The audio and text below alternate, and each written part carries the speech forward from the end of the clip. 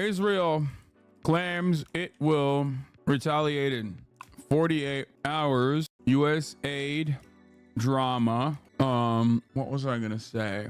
Yeah, I got the Oliver meme. Don't worry, I downloaded it already. What is this? Affirmative action, definitely. The IQ scale is literally used when doing cognitive testing in the healthcare industry, like when eliminating the possibility of an intellectual disability when diagnosing ADHD.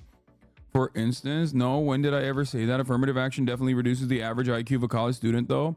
So if the college students have lower IQ, it's not due to college per se, but rather the racist admission policies. Damn, this guy came in hot. He was like, I come in peace, and then immediately was like, affirmative action is lowering the IQ points. It's like, I already described to you. First of all, IQ is not used in ADHD diagnosis. I know that for a fact. Secondly, okay, what am I doing? I need to blast off. Oh my God, I'm getting fucking tying IQ testing to anything significant beyond mere funsies is, in my opinion, the IQ test in and of itself. If you're doing that, you're a silly Billy. Israel claims it will retaliate in 48 hours. U.S. aid drama. Ukraine updates. Trump hush money trial. Hogwatch. Then Walking Dead. And Walking Dead season 2.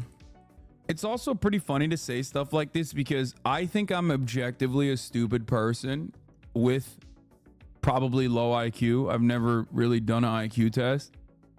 And like the person who usually is the one who's like, I think IQ is really important, comes in here and it's like, okay, but look at how successful I am. So which one is it? You know what I mean? So what is it? As a dumb person, how have I actually been able to be much more successful than you? Does that mean that capitalism is broken and meritocracy is a lie? Or is the IQ situation a lie and it's not a good test? It's not a good measurement for success anyway. Anyway, Walking Dead season 2 later. Get in now. Will academics interview Trump? I don't know why I'm putting that in there, but fuck it. I don't think you're dumb. I just think you're just Turkish. The steam engine was invented 200 years before the British by a Turk, but used to rotate donut rather than wheels. Excuse me. I don't know if that's a meme or if that's real or not. It does sound kind of real, but you need to understand something. Using the steam engine to rotate donut is infinitely more valuable than lame-ass cars, bro. Shut the fuck up. Or lame-ass wheels in general. Okay? I want to reiterate my commitment to the original usage of the steam engine. I think that was like an infinitely more valuable use. So, you know, fuck everything else. Anyway, my wife, doctor of school psychology, says IQ testing is sometimes, as a rule out, used for intellectual disability for sure, and autism has specifiers with or without cognitive impairments, so usually there too. Nah, you're culturally white enough to ace IQ test. Yeah, I'm gonna ace it. I'm gonna get like at least a 99, maybe 100. That's good, right? Funny start of the day. America but burgers. Bro, this popped up on my TikTok timeline. And let me tell you something, okay? We'll start off with this video. I need you guys to understand something. This test is the easiest test of all time. Obviously, I do think that this should be the American citizenship final exam, specifically because, like, one, it would let in more people, and two, this is actually a valuable skill, I guess. If you want to make an assessment on who is a real American, I think, like, yeah, they will, who has that dog in them, you know what I mean? Because, like, being an American is all about burgers. The consumption of burgers, the making of burgers, just burgers in general. So I think that every American, every red-blooded American should probably know this right off the jump. The sheen on that bun is McDonald's easy. Yes. Oh no. I hope for my own sake that I get at least one of these wrong. That's a McDouble from McDonald's though. It's not Sonic. I know a Sonic burger. Answer. Whose burger is this? Burger King. Yeah, I mean, come on. It's so easy, bro. Get the fuck out of here. Whose burger is this? That's Red Robin. Yeah. Answer. Because, like, it's 3 choices. So that like makes it easier across the board. And two, it's like process of elimination. Even if you've never had fucking Red Robins, like process of elimination, you know exactly what a Burger King burger looks like. You know exactly what a Wendy's burger looks like. Yeah, Whose that is a Red burger is Robin. this? You know what? Like this one, this one in and of itself is like kind of confusing because you're like, oh, I don't know, but then you're like, it's got to be Whataburger because like I know what an In-N-Out burger looks like. I know what a McDonald's burger looks like. It's Whataburger. Let me be wrong. No! Whose burger is this? That's Arby's. Answer. Whose burger is this? By the way, I do want to say something about deceptive advertising, but like the really fucked up part about this is that like Arby's burgers are presented as such, and that is just probably one of the biggest lies that any fast food chain has ever told. Okay, I mean it's honestly, this should be criminal. You should definitely make this illegal. You should just make Arby's illegal in general, but like if we're not going to be able to banish Arby's into the nether realm, then the least you could do is like punish criminally for presenting their burgers such as this on marketing material. Anyway, Whose burger is this? It's In-N-Out. No, I'm not gonna get one wrong. Answer. I'm not gonna get one wrong. I'm cooked. Whose burger is this? That's Wendy's. That's a Dave single. Oh, the my best. god! I didn't get a single one wrong. I mean, yeah, bro, look, it's fucking, look at the corners. You know what I mean? Easy peasy, lemon cheesy, you know? Hello? Oh, hello, ma'am. Hello, ma'am, please. Okay. Hello. Someone decided to show up. Shut your fucking mouth. All my homies love Arby's. Yeah, well, your homies have bad taste. That's it. Burger. I don't think KCO should feel bad about knowing all that shit, dude. He's a real American, and that's what this means. That's all this means. It doesn't even mean that he's like fat, honestly. I mean, I know that that's how it's like being presented, but Arby's is lunch meat burgers. Yeah, Arby's sucks. Chowder homies have infinity diarrhea. Yeah. Anyway, stop sending me the new Boston. Arby's had Wagyu burgers and they ruled. Okay, bro. Sure, bruh. Sure. There's a conspiracy theory that KZO is actually a power lifter. That's so funny. That's pure cope, I think. I'm skipping the Aiden Ross. I'm skipping the Aiden Ross thing. Our boy looks dapper as hell. Damn, he's fucking swagged out. Rashid, looking good, Rashid. Anyway, NBA player banned for gambling. I don't care about that. Y'all think I care that much? Y'all think I care that much about like sports stuff, sports news? I only do it when it's like in my wheelhouse. I mean, that does kind of sound like wheelhouse shit, but honestly, today we're going to talk about the tariffs on China. Okay. Turns out Donald Trump was the GOAT. Okay. We already knew that. Why? Everybody fucking in his own cabinet yelled at him. Everybody in his own cabinet yelled at him for trying to do tariffs on China. Well, turns out, guess who else wants to do tariffs on China now? Joe motherfucking Brandon. Acting brand new, dude. Acting like at the top of the hour there isn't tariffs in the form of a 3-minute ad break. Acting like you can't just avoid those tariffs by subscribing for $5 or for free. Okay? That's all I'm saying. Because at the top of the hour, there is a 3-minute ad break. If you no longer want to see those ads, well, hopefully you could wait for the Chinese overlords to gift you a sub. You know, maybe the CCP's got your back. Probably not. But if you can't get that, then you need to subscribe for $5 or for free on your own.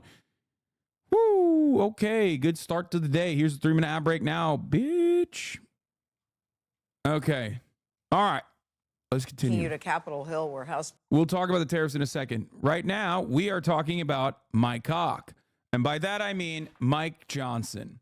Very funny name for an American politician who is anything but funny, unless he's talking about how him and his son actually do homie checkups on their pornographic consumption. That is real. Look it up. I'm not joking. Michael Penis. Okay. Michael Penis.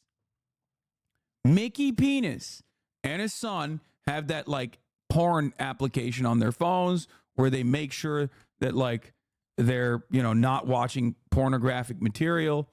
Very weird stuff in my opinion. But yeah, Mickey Penis does that shit.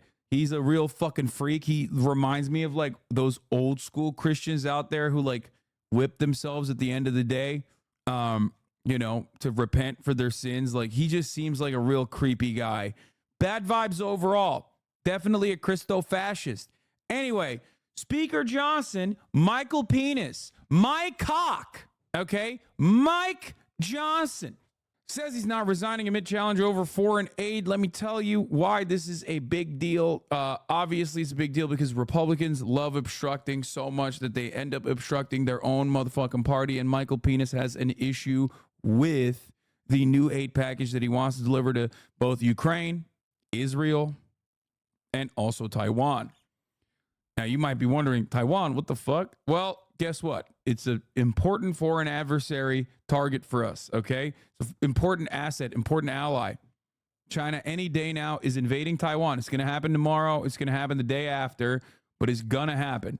I don't want to hear from you motherfuckers talking about how, why would China invade more China, okay? Oh, I call that Chinese Taipei. Like, oh, I thought that there was, you know, I thought we had strategic ambiguity. Turns out it's not so, you know, it's not. There's no ambiguity. Anyway, China's going to collapse any day now. And before they do that, they're going to be like, we're going to invade China. China plus. Okay. All jokes aside, let's take a look at what happened here. Michael Penis, Mickey Penis, he's having a tough time today. Speaker Mike Johnson is facing new threats to his job from members of his own party for even considering, yes, considering a vote on sending U.S. aid to Ukraine. Nicole Killian is following all of this. Nicole, good morning to you. Here's a question. Do you think the speaker could really be ousted after just a few months on this job? Well, Gail, Speaker Mike Johnson says that he is not resigning and calls any attempt to try to kick him out absurd. The speaker is responding to the latest challenge by Kentucky Republican Thomas Massie. Massie joined a motion by Georgia Congresswoman Hell yeah, baby.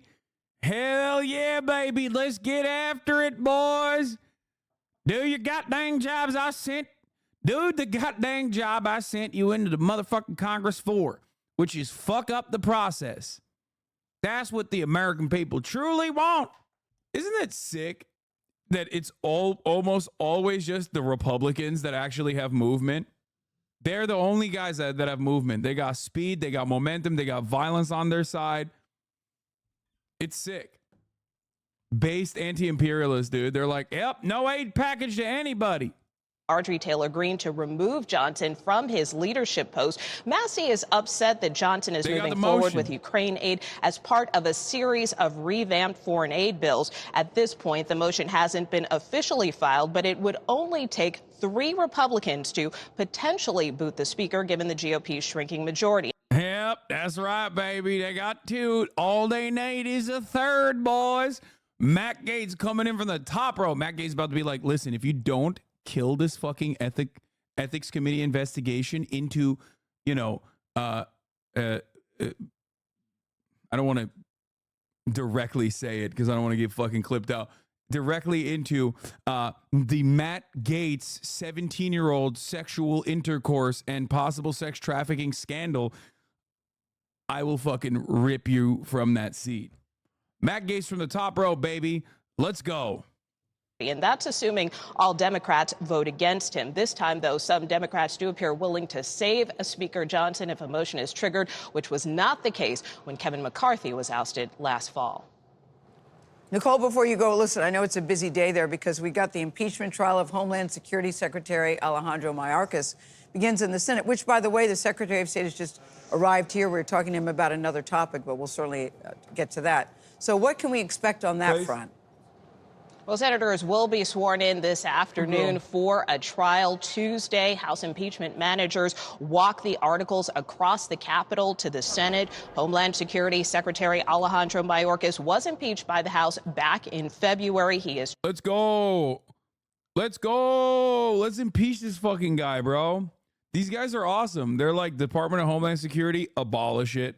American military interests in the region, all around the globe, destroy it. That's what I'm talking about. Maybe the MAGA communists were right, baby. These guys are the real JD Pond permanent first world genociders out here. A lot of you act like you give a shit. Okay, a lot of you act like you want to disrupt the American terrorist entity, the hegemonic, the hegemonic imperial core that has been destroying the world.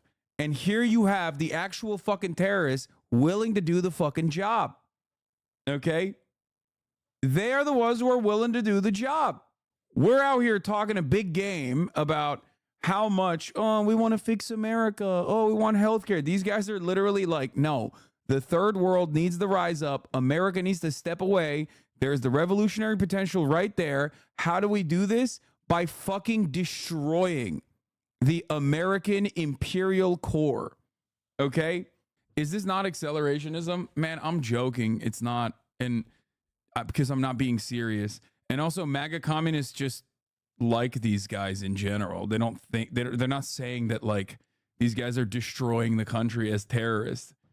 Anyway, yeah, those guys are just like they just hate gay people. I think they're like, yeah, you're fucking degenerate if you're homosexual. So I'm a Republican now. Charged with refusal to comply with the law and breach of public trust for his handling of the U.S.-Mexico border. Senate Democrats want to dismiss this trial quickly, while most Republicans argue that it should be allowed to proceed. A DHS spokesperson has called the proceedings. I'm just saying, who amongst you, which one of you has actually worked as hard as Tommy Tuberville did to ensure that like Air Force generals actually don't get the adequate medical care coverage? Okay, who amongst you has punished the American imperialists harder than the Republican Party? Okay, many of you talk a big game like, oh yeah, I hate veterans, they're all fucking imperialist dogs. Meanwhile, the Republican Party literally is just punishing them. They're like, oh yeah, you wanted to go out there and fucking kill, you wanted to go out there and do American imperialism? Guess what, dude? Now you're relegated to the streets, okay? Have fun being homeless. Have fun having PTSD that we will not treat. That's right. These guys are the real fucking third worldists, man. They're the real third worldists. The Republicans are the real third worldists out there. They literally are trying to desperately destroy America. They are terrorizing America. Anyway, what is this?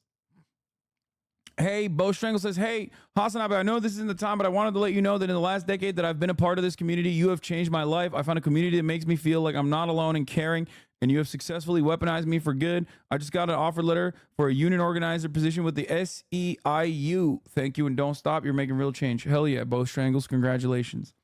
I love the idea of reading all 3 volumes of Capital and putting them down, and your takeaway being our immediate task as communists is to be mean to gay people. Yeah, that's what it is. That's what you're supposed to be doing.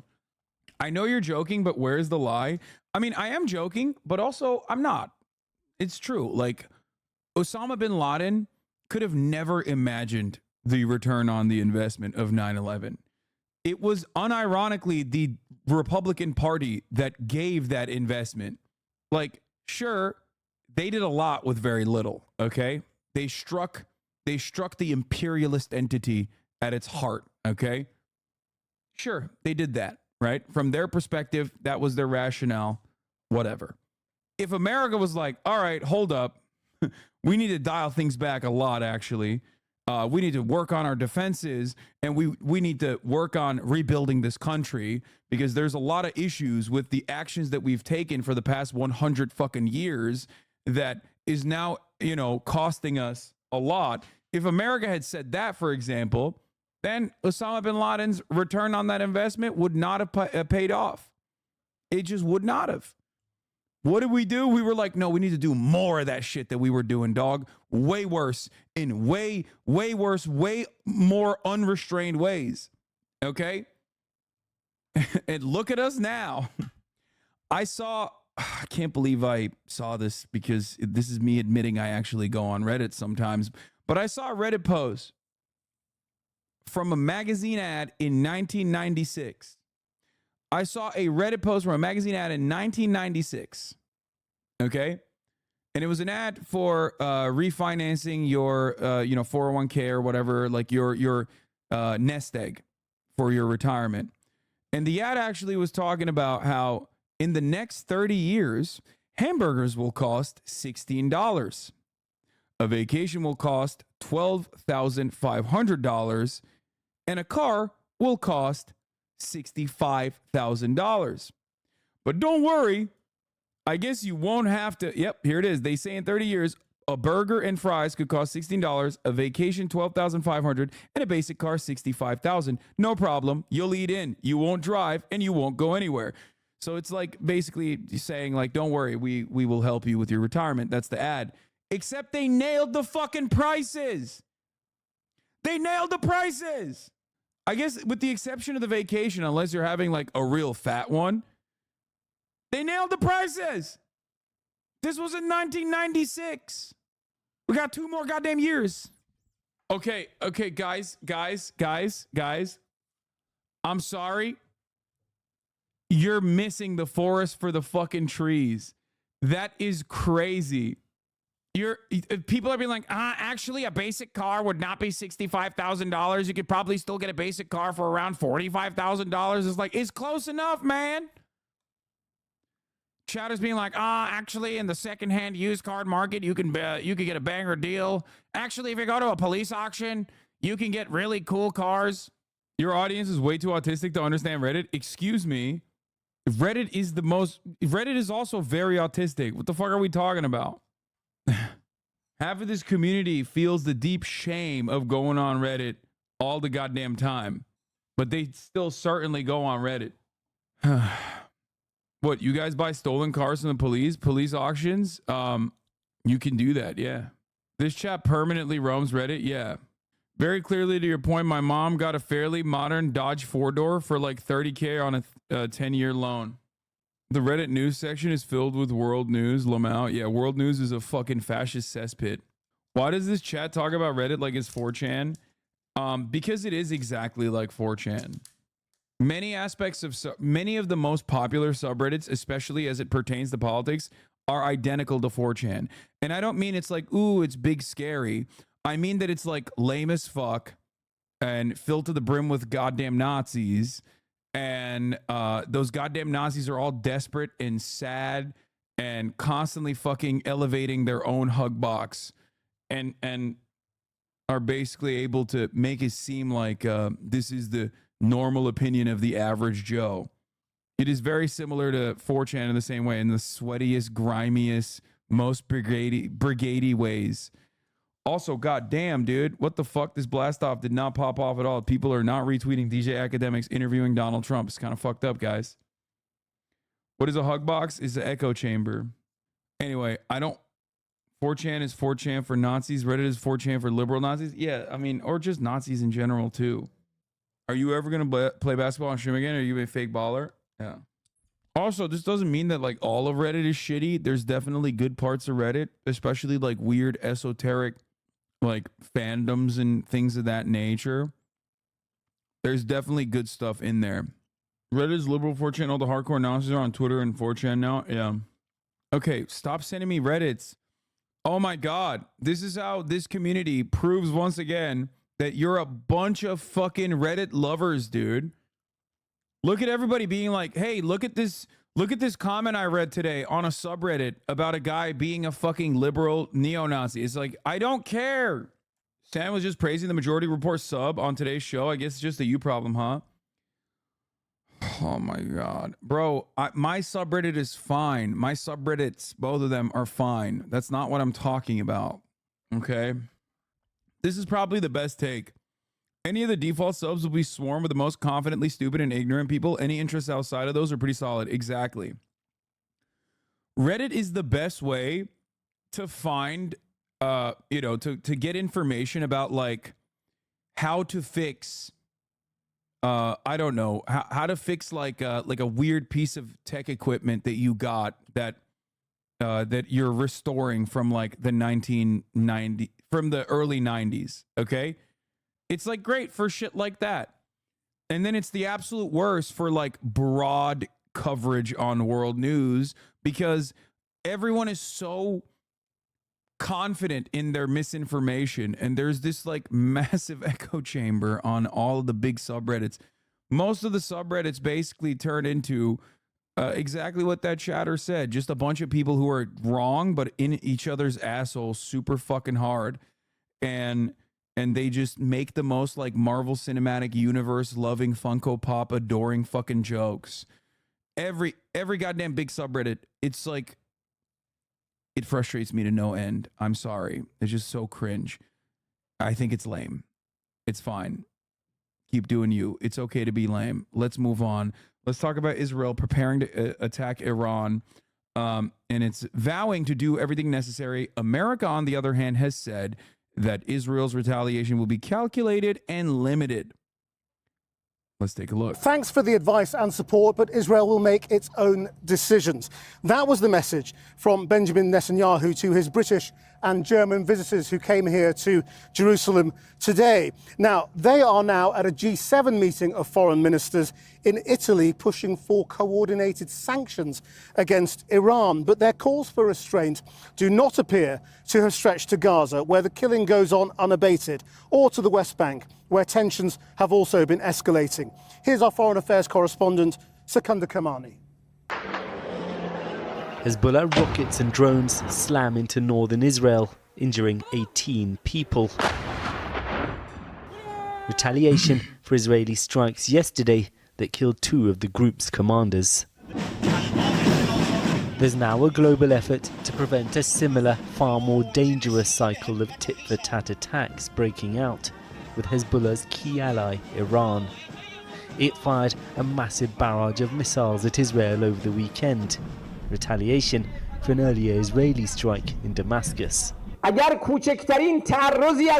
the Zionist regime makes the slightest move to violate our territory and harm the national interests of the Islamic Republic, they must understand that they will face a severe and heavy response. I answered them as best as I could. Trying to convince Israel's Prime Minister to act with restraint, Britain's Foreign Secretary, as well as Germany's top diplomat, visiting Jerusalem today. The situation is very concerning. It's right to show solidarity. Yes. Except Lord Cameron talked to Herzog, the president, and found out very quickly that from one pig fucker to the next, that he said it's clear that Israel will respond to the Iranian attack. Yes, very nice. With Israel, it's right to have made our views clear about what should happen next, but it's clear the Israelis are making a decision to act. We hope they do so in a way that does as little to escalate this as possible. Sorry, I apologize. My mistake. Earlier I said pig fucker. I should have said Lord Pig Fucker. That's right. He is a pig fucker, but a lord at the same time. The proper nomenclature is important to be used in this circumstance. Lord Pigfucker, David Cameron. And in a way that, as I said yesterday, is smart as well as tough. The international focus is on tensions with Iran, even as Israeli strikes on Gaza continue. Nowhere else comes close to the terrible death toll here, but this is already a conflict with many different fronts. The occupied West Bank is emerging from days of violent unrest, with Israeli settlers rampaging through Palestinian villages, killing 4 people, torching homes and cars. Israeli settlers have been growing increasingly violent, emboldened by the rise of extremist political allies who are now at the very heart of government.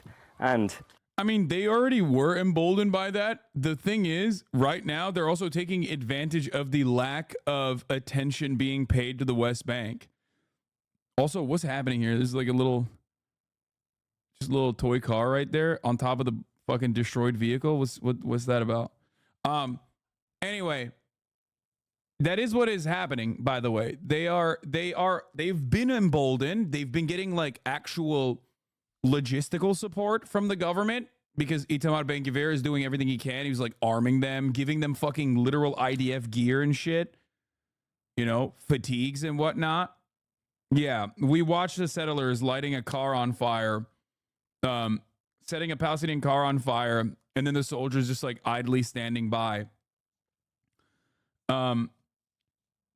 But yeah, basically the settlers are like, never let a good crisis go to waste, and they're taking advantage of the circumstance by really increasing the pressure and increasing the violence in the West Bank because they're fucking freaks.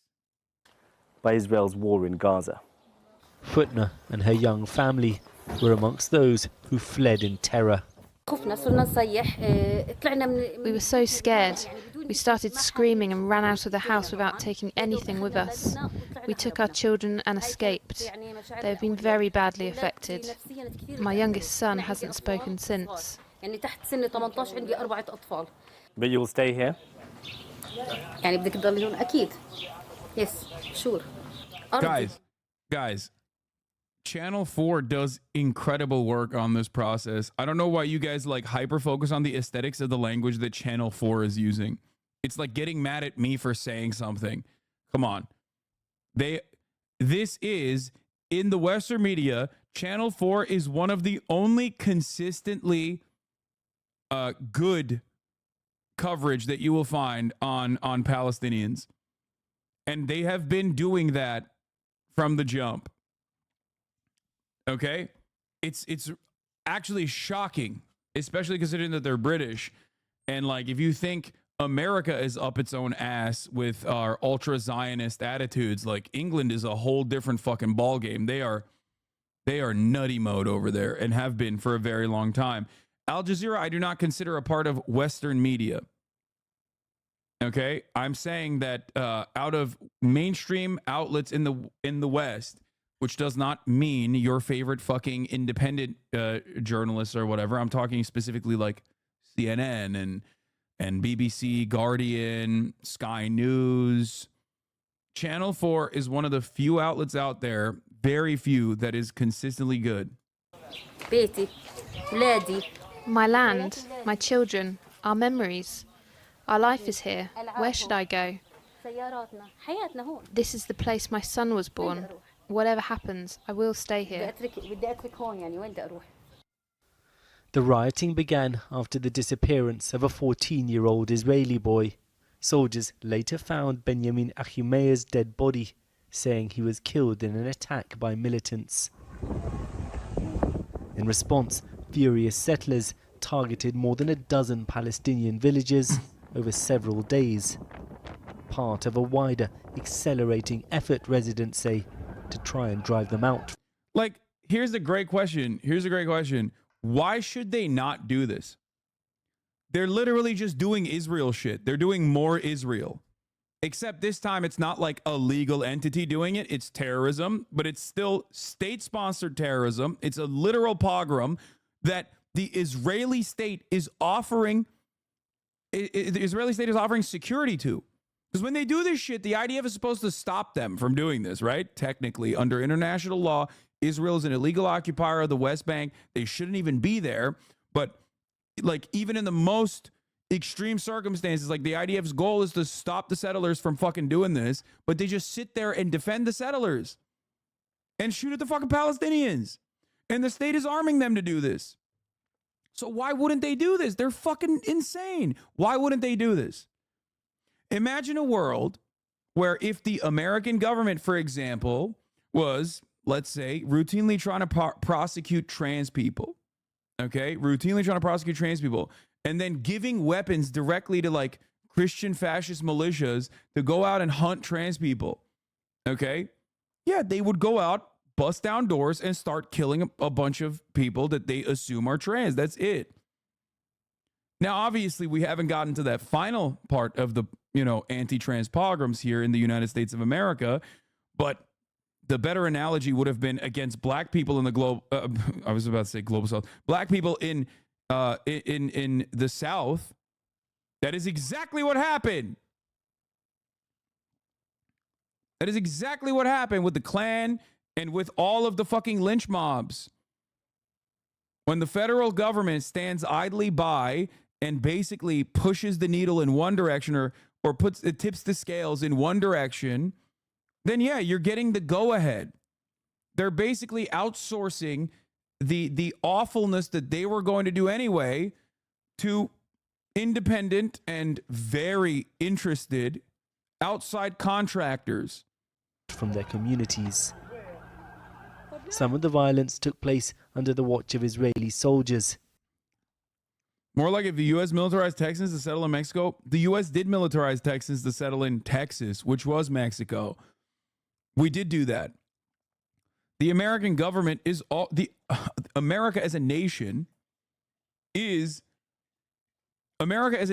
built on the identical principles of settler colonial violence. This is how we did indigenous genocide. What do you think? This is precisely what we did. We fucking butchered and genocided the indigenous population that lived here.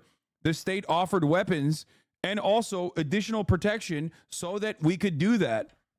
Almost 250 years later, here we are. Here they do nothing to stop an arson attack. The army has said this incident is being investigated. And then they investigate themselves. And it's like the fact that those guys are there with Molotov cocktails, and even the fact that the IDF is there is already illegal. Like, you are occupying territory that does not belong to you. So, like, every part of this, like, what are you going to investigate? Oh, wow, we investigated and we found no wrongdoing. It's like, oh, man, great. The legal process works, I guess. Israeli settlements carved into the occupied West Bank are considered illegal internationally and make a two-state solution appear impossible. It is impossible. Those They do building make them it believe impossible. this land was promised to them by God.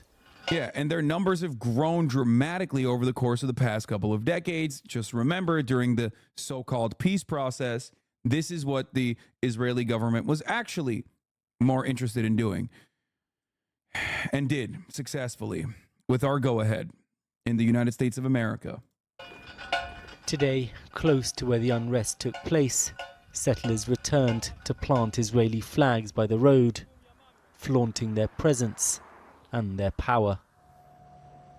And Secunda is with me here in Jerusalem. I mean, so everyone is wondering when this is going to happen. If Britain, at least, is now saying it believes Israel is going to act, what's the timing?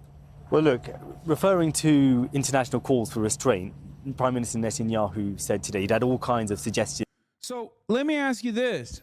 75 years of this nonsense with very little recognition from the international community, and like maybe a gentle tap on the fucking wrist every now and then.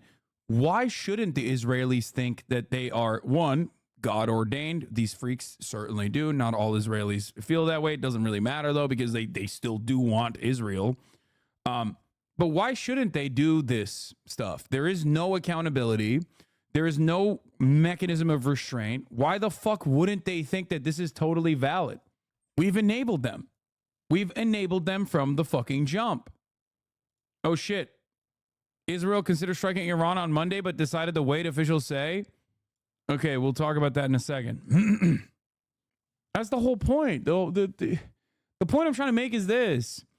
Israel could not exist with our funding and our consistent aid, okay? And when I say our, I mean the entire Western world, but especially the United States of America. So how come, like, we are not at fault here? How come we are not directly responsible? We have enabled them to consistently do. You mean can only exist? Oh, did I say with? I meant without. Israel cannot exist without Western aid. And if we are responsible for Israel existing in the violent ways that it is, and I believe we are, how the fuck have we not restrained them at all up until this point? And even now, we are not restraining them. We're just not. Why should they stop? Why should they stop? We have enabled them every step of the fucking way. Of course they're going to be arrogant. Of course they're going to demonstrate hubris. Of course they're going to be more and more violent. And advice, but that Israel would make its own decisions. It does seem, as you've said, that some kind of response is inevitable. As to when it might come, one factor could be the Jewish holiday of Passover, which begins at the start of next week.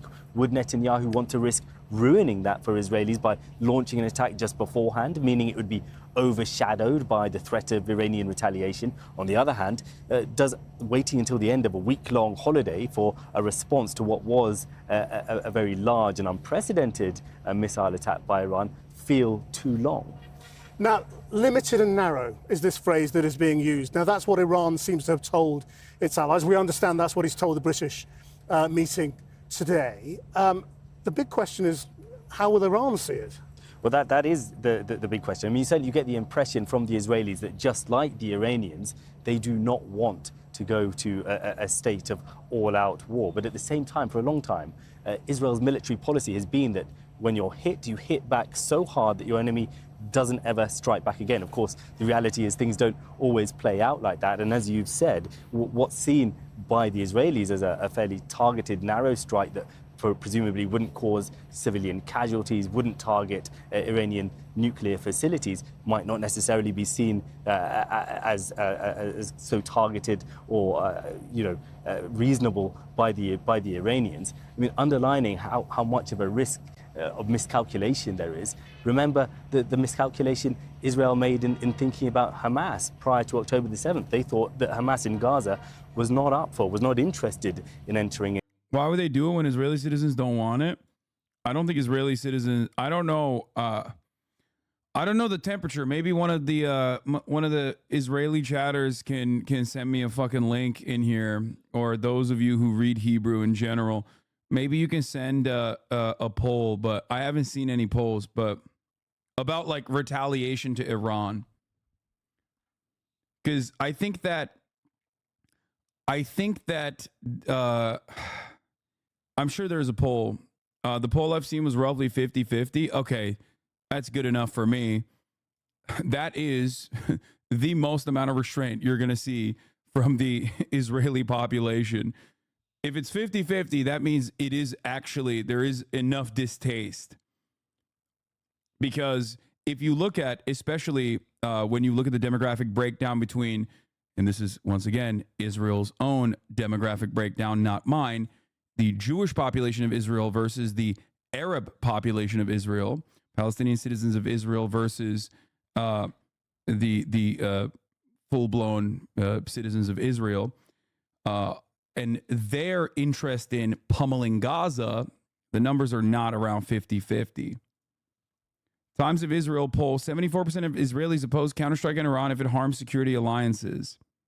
Over half of Hebrew University survey respondents see the need to consider political military demands from allies, say U.S. aid in thwarting attack obligates Israel to coordinate further actions. Yeah. If it compromises security, I mean, it does compromise security. So, that is much more reasonable. Israel has vowed to retaliate after Iran overnight Saturday fired over 300 missiles and drones at the country. Almost all were intercepted before they reached the country, as the United States led a coordinated air defense shield that involved Israeli, American, British, French, and Jordanian forces, reportedly along with radar and intelligence input from some Gulf states, including Saudi Arabia. Survey conducted at Hebrew University shows that the public is divided on the question of whether Israel should respond to the Iranian attack that took place on Saturday night. 74% oppose a counterattack if it undermines security alliance with Israel's allies. 52% answered that it is better not to respond in order to end the current round of conflict, while 48% answered that Israel should respond, even if that means the price would be the extension of the current round. Yeah, this is definitely very different than at least all of the polls that we've seen thus far from the Israeli population that talk about continuing the attacks on Gaza.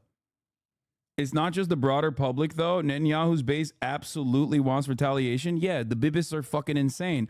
But hasn't their political power waned over the course of the past couple of years, and especially post-October 8, post-October 7?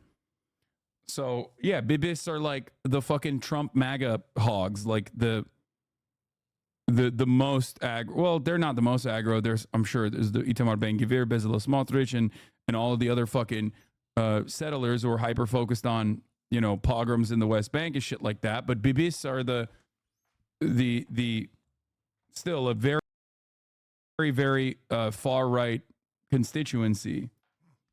They're belligerent. They're insane. Hogs are universal. Yep, they really are. That's why I always say it.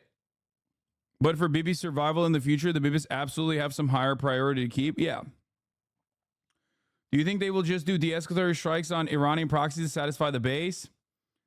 I don't know if that'll satiate the base's appetite for violence and destruction. But yeah, it is funny that we're talking about Benjamin Netanyahu's fans as not being the furthest of the right. That should basically show you how fucking unimaginably right-wing Israeli politics are, especially as it pertains to just doing fascism. That chatter means de-escalatory strikes. When he's talking about de-escalatory strikes, he means like not striking Iranian soil. Because striking Iranian soil directly will absolutely meet the standards that the Iranian government has placed upon Israel in their retaliation. This would go beyond a tit for tat, and that would actually be an open declaration of war. Iran would absolutely fucking retaliate way harder with no 72-hour response, most likely. I mean, this goes further to prove the point that I make all the time, by the way, which is that Israel only responds the force, and the Israeli public only responds the force.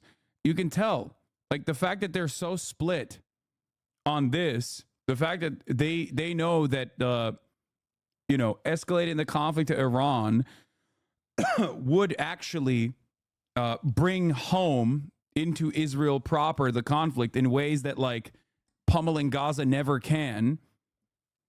It's just like, because these guys aren't saying let's not attack Iran because, oh no, we'll kill a bunch of Iranian civilians. I'm sure some feel that way, but many are not saying this because they fear that, like, Iranian lives, they fear that, like, they fear for the safety of Iranian citizens.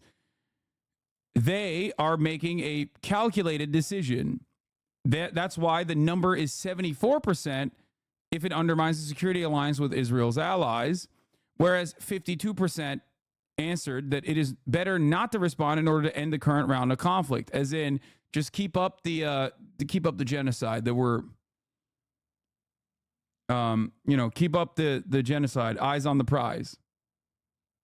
It's a little bit different when there is real possible consequences for the population. The calculation changes dramatically because, as it stands currently, obviously, the Palestinian resistance forces are too busy trying to survive and withstand an Israeli occupying force invasion into Gaza. Okay? So they can't really retaliate. They can't really harm Israeli lives at all. So it's much easier for them to go, yeah, no, keep pummeling them. This is great. The IDF says 14 soldiers were wounded in the Hezbollah drone and missile attack on Arab al-Aramshe earlier today. 6 troops were seriously wounded. 2 are listed in moderate condition. Another 6 are lightly hurt. In all, 18 people were taken to the Galilee Medical Center in Nahariya for treatment. Fighter jets also hit buildings used by Hezbollah and other infrastructure in Nakura and Yarine, the army adds. I do think that, like, Hezbollah is definitely increasing the pressure from the north. But yeah, Israel's allies, led by the U.S., have urged it against attacking Iran. Hebrew University survey was conducted April 14th, 15th by internet and telephone and sampled 1,466 men and women representing adult Israelis, both Jews and Arabs. And the university said in a statement, the margin of error was 4.2 percentage points. Poll found that 74% of the public opposes a counterstrike if it undermines Israeli security alliance with its allies, while 26% were in favor of an attack, even if it damages ties with allies. Over half, 56% of respondents believe Israel should respond positively to political and military demands from its allies in order to ensure a sustainable defense over time. Yeah. We'll talk about this in a second as well. So this recognition from the Israeli public, this recognition that you are seeing from the Israeli public comes from the same attitude that I mentioned. Only when the war comes home do the Israelis ever actually think about the potential consequences and think about exercising a little bit of restraint and urge restraint. Bibis aren't the furthest right in that, unlike Ben Gvir and Smotrich's bases, they really do shit like fundraise for people who burn families alive or chant death to Arabs altogether. However, they're very Trumpy in that there's a cult of personality and they cannot be swayed about anything. Corruption, la la la, all fake. I shit you not. They chant Bibi, King of Israel at rallies. Yeah, no, they're... Yeah, I mean, it's like if the American Nazi Party had like a valid constituency and an actual party representation in the American Congress, and you know, you had like people who are even further to the right than Donald Trump, which we do, and had like actual representation for those people, and then you had the Trumpers who were basically fascist as well, but you know, not as directly and outwardly fascist. Hog is a universal language, exactly. What do you mean if American Nazis has representation? No, I said the American Nazi Party had direct representation in Congress. I'm using my words very carefully. Tom Cotton is a fucking Nazi, but he is still a part of the Republican Party. So in America, we get to like hide I guess most extreme aspects of political polarization under the two-party duopoly. Also, 59%. Okay, so 56% believe Israel should respond positively to political and military demands from its allies in order to ensure a sustainable defense system over time. Of the remainder, 32% were undecided, 12% disagreed. Also, 59% believe that the U.S. assistance to Israel against the Iranian attack obligates Jerusalem to coordinate further security actions with Washington, while 26% were undecided on the matter and 15% agreed. Iran launches unprecedented direct assault on Israel in retaliation for the April 1st strike it blamed on the Jewish state that killed 2 Iranian army officers, generals, and several other officers in Damascus. I like that the Times of Israel just says, on the April 1st airstrike. Okay, what did they strike? They didn't just strike the army generals randomly. Where was the strike being done in? Where did the strike happen? Yeah, we're going to talk about the Dubai cloud seeding saga as well in a second. The HAARP conspiracists were right. I'm here to fucking eat crow and tell you the truth, okay? There's weather machines out there, baby. There's weather manipulators out there. A bit of kick drama? Sure, I'll look at that in a little bit. Bro, do you think the American media are trying to make Bibi into a scapegoat? Wait, hold on. Oh, this isn't real, dude. What the fuck? That's such a funny tweet. I don't think this is real, but I hope it is. Dance powder, I thought the world government banned that. Damn, fucking... Dude, you're right. This One Piece is real, dude. You're right. Anyway. Hitler, dude. What now? Okay. Not seeding. This is fake news. Okay. Well, Reuters is engaging in some fucking fake news, according to the article I read this morning. What is happening here? All right, let's fucking finish this, and then I'll get into more of this stuff. Your dog hates you. They were very yeah, she hates me. Yeah, absolutely despises me. And also miscalculating what the Iranian response to the... Oh, come on, big dog. Why you got to put the fucking wide shot on these boys to just show the... Come on, bro. I mean, that's fucked up. Yo, Short Kings, you can't catch a break out here. Okay, Short Kings, you cannot catch a goddamn break out here. This is fucked up. You don't need to see this. This is hatred. This is Short Kings, look away. What? Okay, I had enough of your lies. Wait, what? I live in Dubai and the weather is real. It's called a supercell cloud. They always do cloud seeding, but not more than the usual. If it's seeded, why did Qatar and Oman didn't get affected? Wait, what? Dude, calm down. I haven't even covered it yet. You're like fucking freaking out. I think it's a combination of a miscalculation, / extreme weather. Did you alliterate? What? No, I think it's a combination of a miscalculation on the cloud seeding front with extreme weather conditions as a consequence of of global warming. Calm down, dude. I haven't even talked about it yet.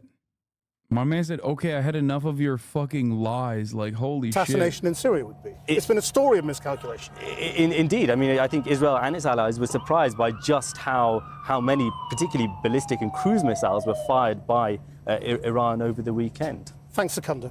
So how and where could Israel look to respond? Well, the boldest and riskiest option would be strikes on Iran itself. Military bases, missile and drone strikes, or even nuclear facilities could be targets in that scenario. A lower risk approach would be to step up attacks on Iranian proxies, such as Hezbollah in Lebanon or the Houthis in Yemen. Yeah, that's the one homie that don't play about the clouds, dude. He's like, listen, I've had enough of your lies, okay? I've been sitting here and I've been waiting. I've been biding my time, waiting for you to talk about the fucking clouds. I'm gonna lose my goddamn mind. Alternatively, Israel could attempt further targeted assassinations of Iranian assets, including in Iraq and Syria, like the one in Damascus, which sparked the latest escalation. A major cyber attack is also an option.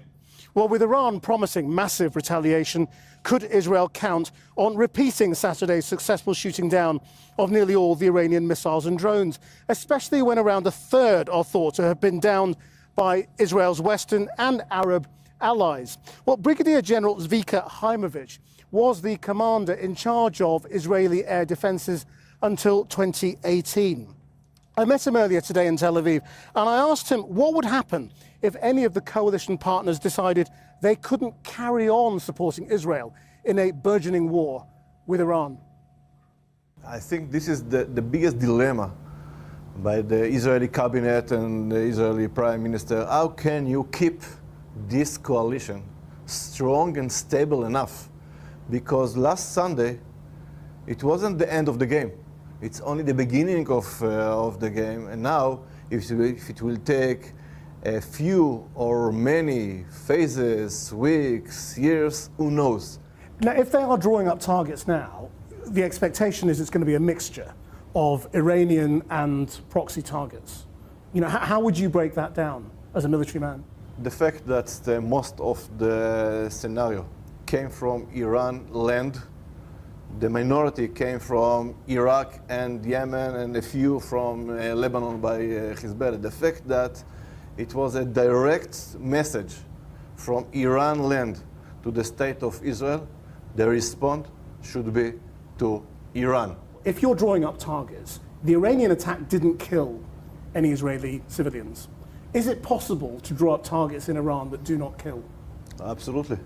Absolutely. What kind of targets would they be? First of all, I think that there is no question that, and I will take a risk and say, that Israel will not attack the Iranian innocent people. And then talking about military, security, national assets in Iran, we can put a lot of them on the table. And do you think the Israeli military will be pushing for Iran's nuclear program to be on the list of targets?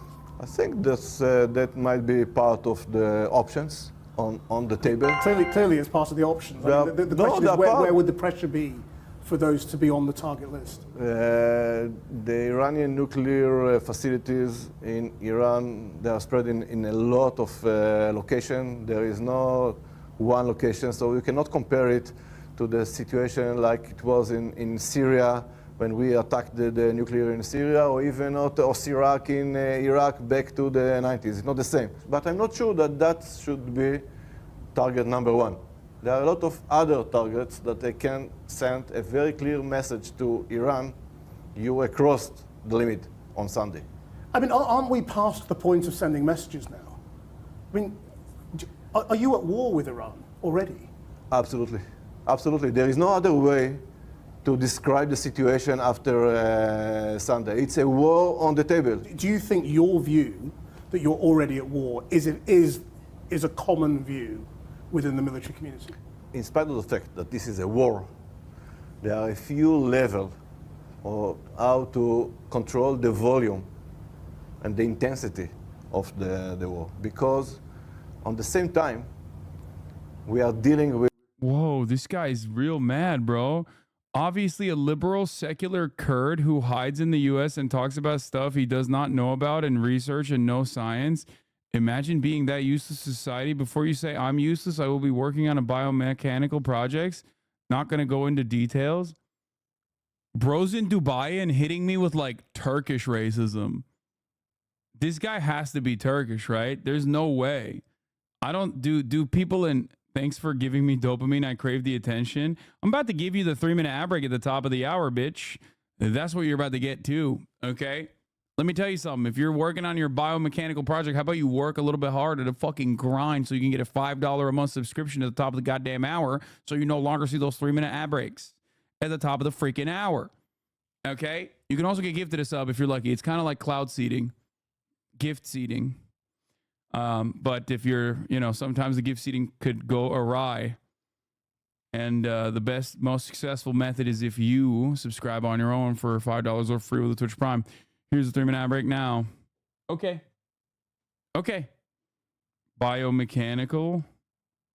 What the hell is biomechanical? Like, does he mean like making fake arms, like robot arms for people without arms and stuff? Is that what that means? Jen Chapin, thank you for gift seeding. No, I will use the $5 to wipe my Now he's talking like an American Zoomer white boy from Naperville. But the I will use $5 to wipe my ass still has very like Dubai attitude. So I can't tell what this guy's background is. He's giving me all this different shit. His name is Mo though. Ultra Mo. So I suspect he probably is Arab. I live in Iraq. This guy is a formidable opponent, bro.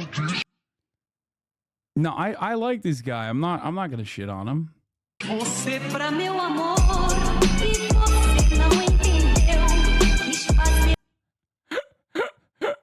Yo! My goat. What does this mean?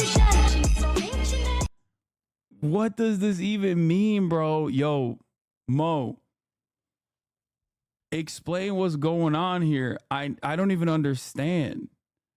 Is this some Brawl Star shit? Jujutsu Kaisen fans are so weird. Mo is the GOAT. Zionists are now claiming that George Soros is funding anti-Semitic terrorists in the U.S. Truly the epitome of Zionist anti-Semitism. That's awesome. Is this what he meant when he said he's like doing biomechanical engineering? Erdogan the GOAT scammer. Anyway, all right, let's fucking, what am I doing? I'm getting sidetracked here. Let's get back to the story that we were covering. It's in other directions. And at this point, I'm not sure that they are less important than Iran. We have 133 for our people in Gaza. We need to solve that. Above all the other things. We have the very complicated situation in our northern border. Iran, in the current situation, in the reality in Israel, Iran, it's not on the first place, for my own observation.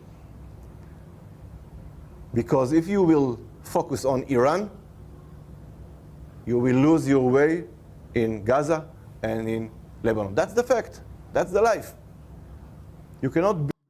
I am a Kurd but love Saddam. Oh my God. I am a Kurd. I was using advanced irony. Dude, this guy is awesome. Hey, this guy's out of control, bro. Be on the same volume, ear, and ear. I mean, so this sounds like a strategic mess, what you're describing. Because is. you're looking at a situation which... Dude, I'm sorry, but I keep stopping and I keep hyper-focusing on one chatter. But it's actually not just one chatter at all. This is broader. The point I'm about to make is so much broader than this. I fucking love the internet.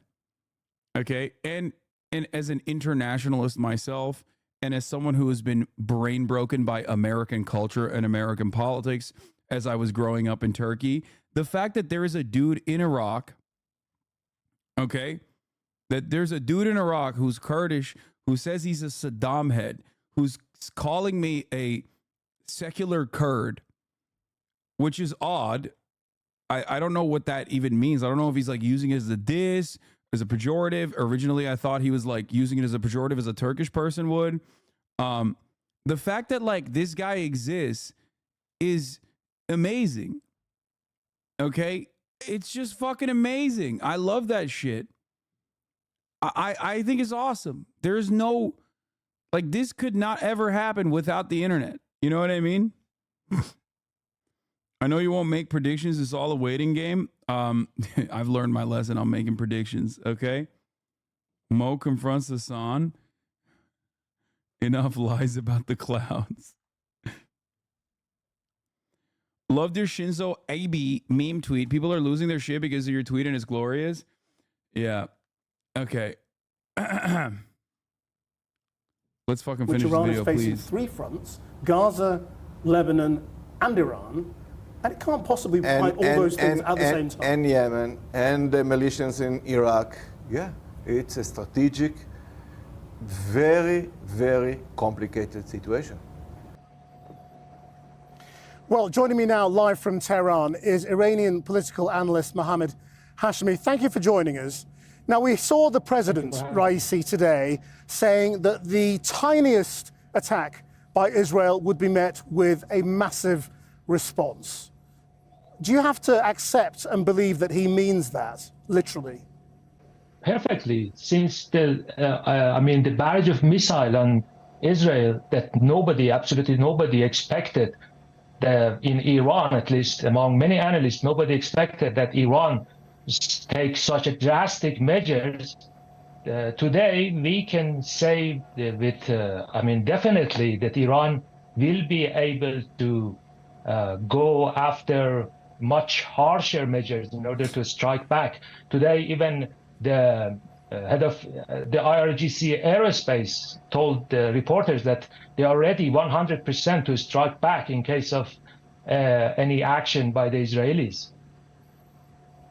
So when Israel talks about limited and narrow action, that's not how it will be regarded by Iran.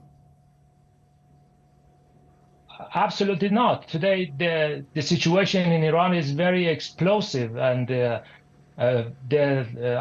reports that we are hearing from the officials and our sources say us that they are absolutely ready in order to take harsher measures against Israelis.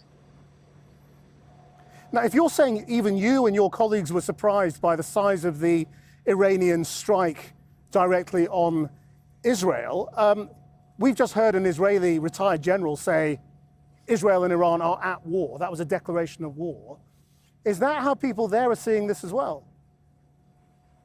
Well, you will be surprised to see the amount of, even ordinary people here in Tehran were surprised about the action that Iran took against Israel. And they were somehow fed up with the establishment inaction toward Israeli provocations. And I see and I felt the unifying, rallying cries behind the flag. And it is somehow surprising, even among people who may take issues with a lot of the actions from the establishment. Yes, I mean, we saw how divided politically Iran is in the recent elections, when turnout was very low. Are you saying that in a war with Israel, that starts to unify the country politically? Well, to the degree that I see in the streets and I mean, look at Yemen, bro. Look at Yemen. People see millions of Muslims under permanent occupation, withstanding a genocide. And obviously, Jesus Christ, I should never turn on my phone while I'm streaming. I wanted to check Instagram for a brief moment because I got a DM. And immediately the first thing I see is Bella Hadid. Astaghfirullah. The hell is she doing? Let me tell you what she's doing. She's saving Palestine. That's what she's doing. Posting about skincare. That's a ridiculous ad, bro. That's a ridiculous ad. Anyway, as I was saying, absolutely positively haram. Forgot the point I was making. That's ridiculous. I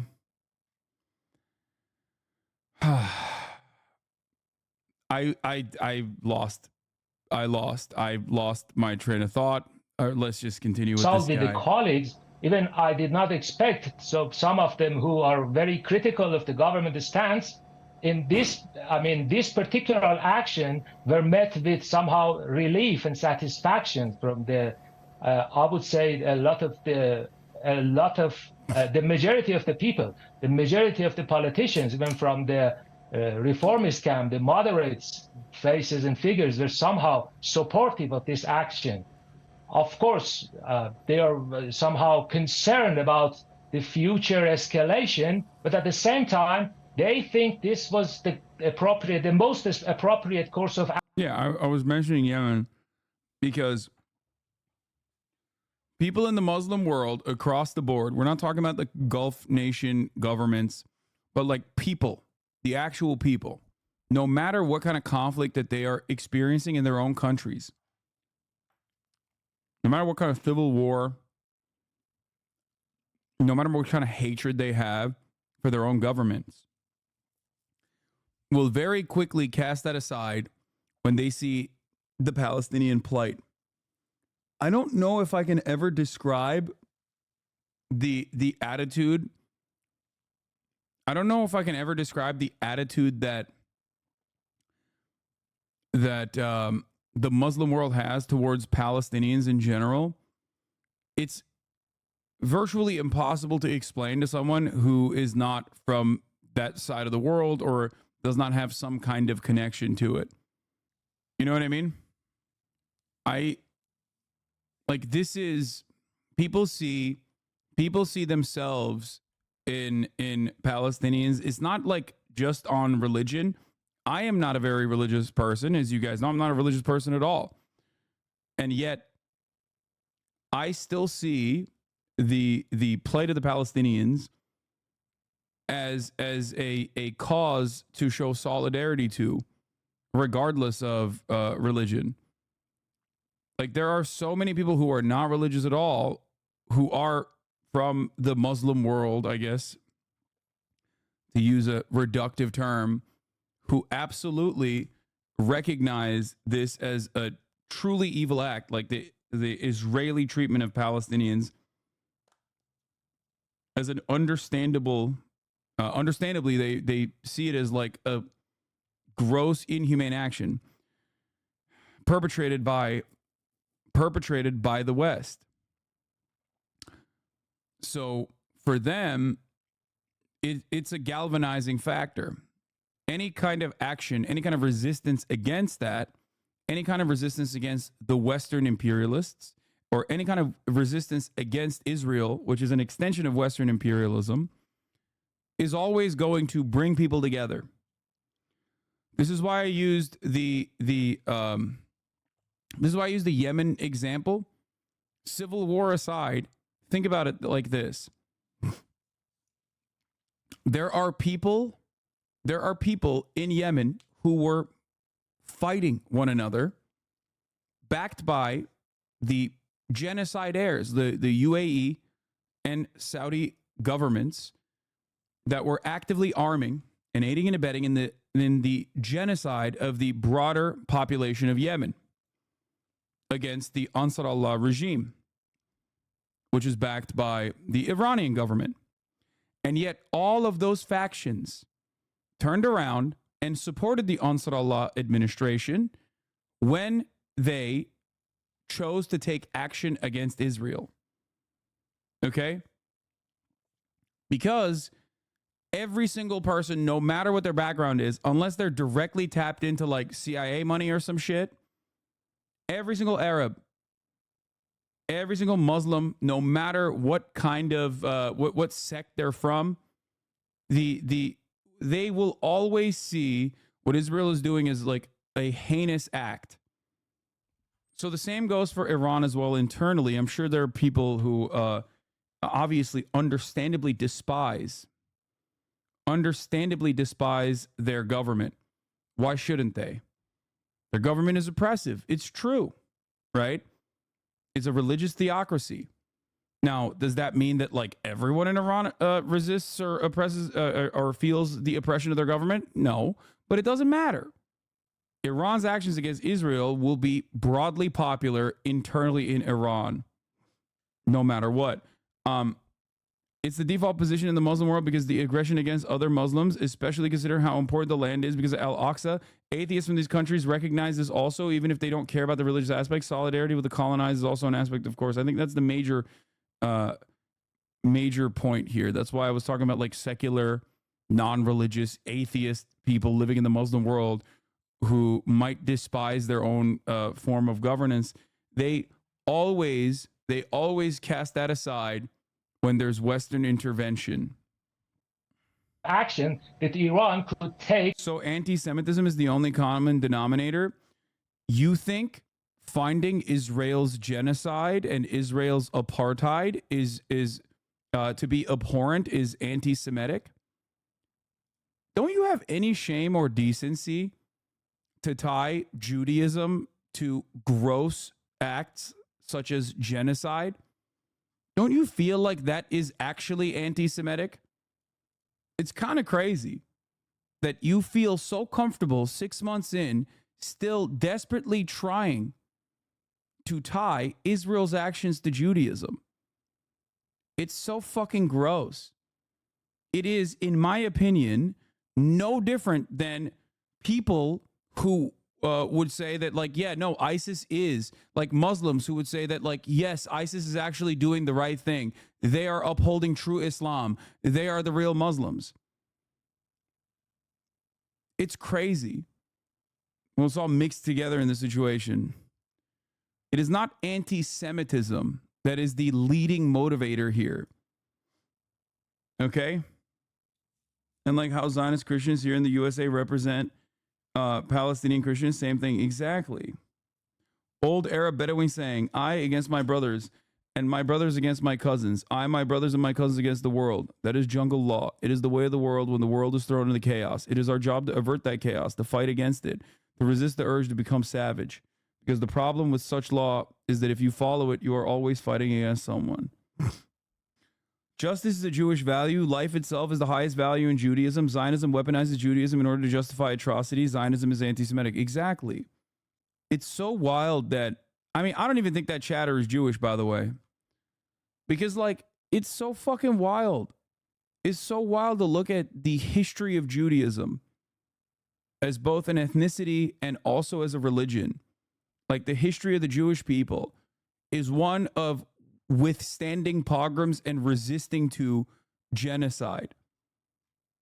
And then to turn around and be like, yeah, I know that, like, all of these Jewish figures have almost always historically been at the forefront of resistance to genocidal acts.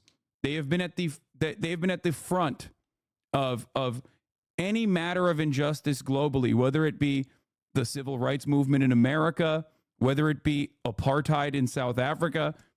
You will always find Jewish people at the forefront of movements such as this one. Okay? And you look at all of that, and then you still go, no, actually, it is a fundamental plank of Judaism to just do genocide to the Palestinians. It's ridiculous. It's ridiculous. At this juncture in, history. But civil rights movement, nah, lol. You're wrong. Dude, there's a reason why literally fascists are always anti-Semitic. Okay? It's because they abhor progressive change. There's a reason why it's the Jewish plot and the Frankfurt School.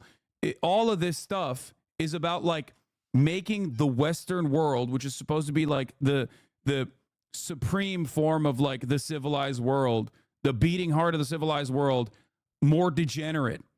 And they consider that all to be Jewish trickery.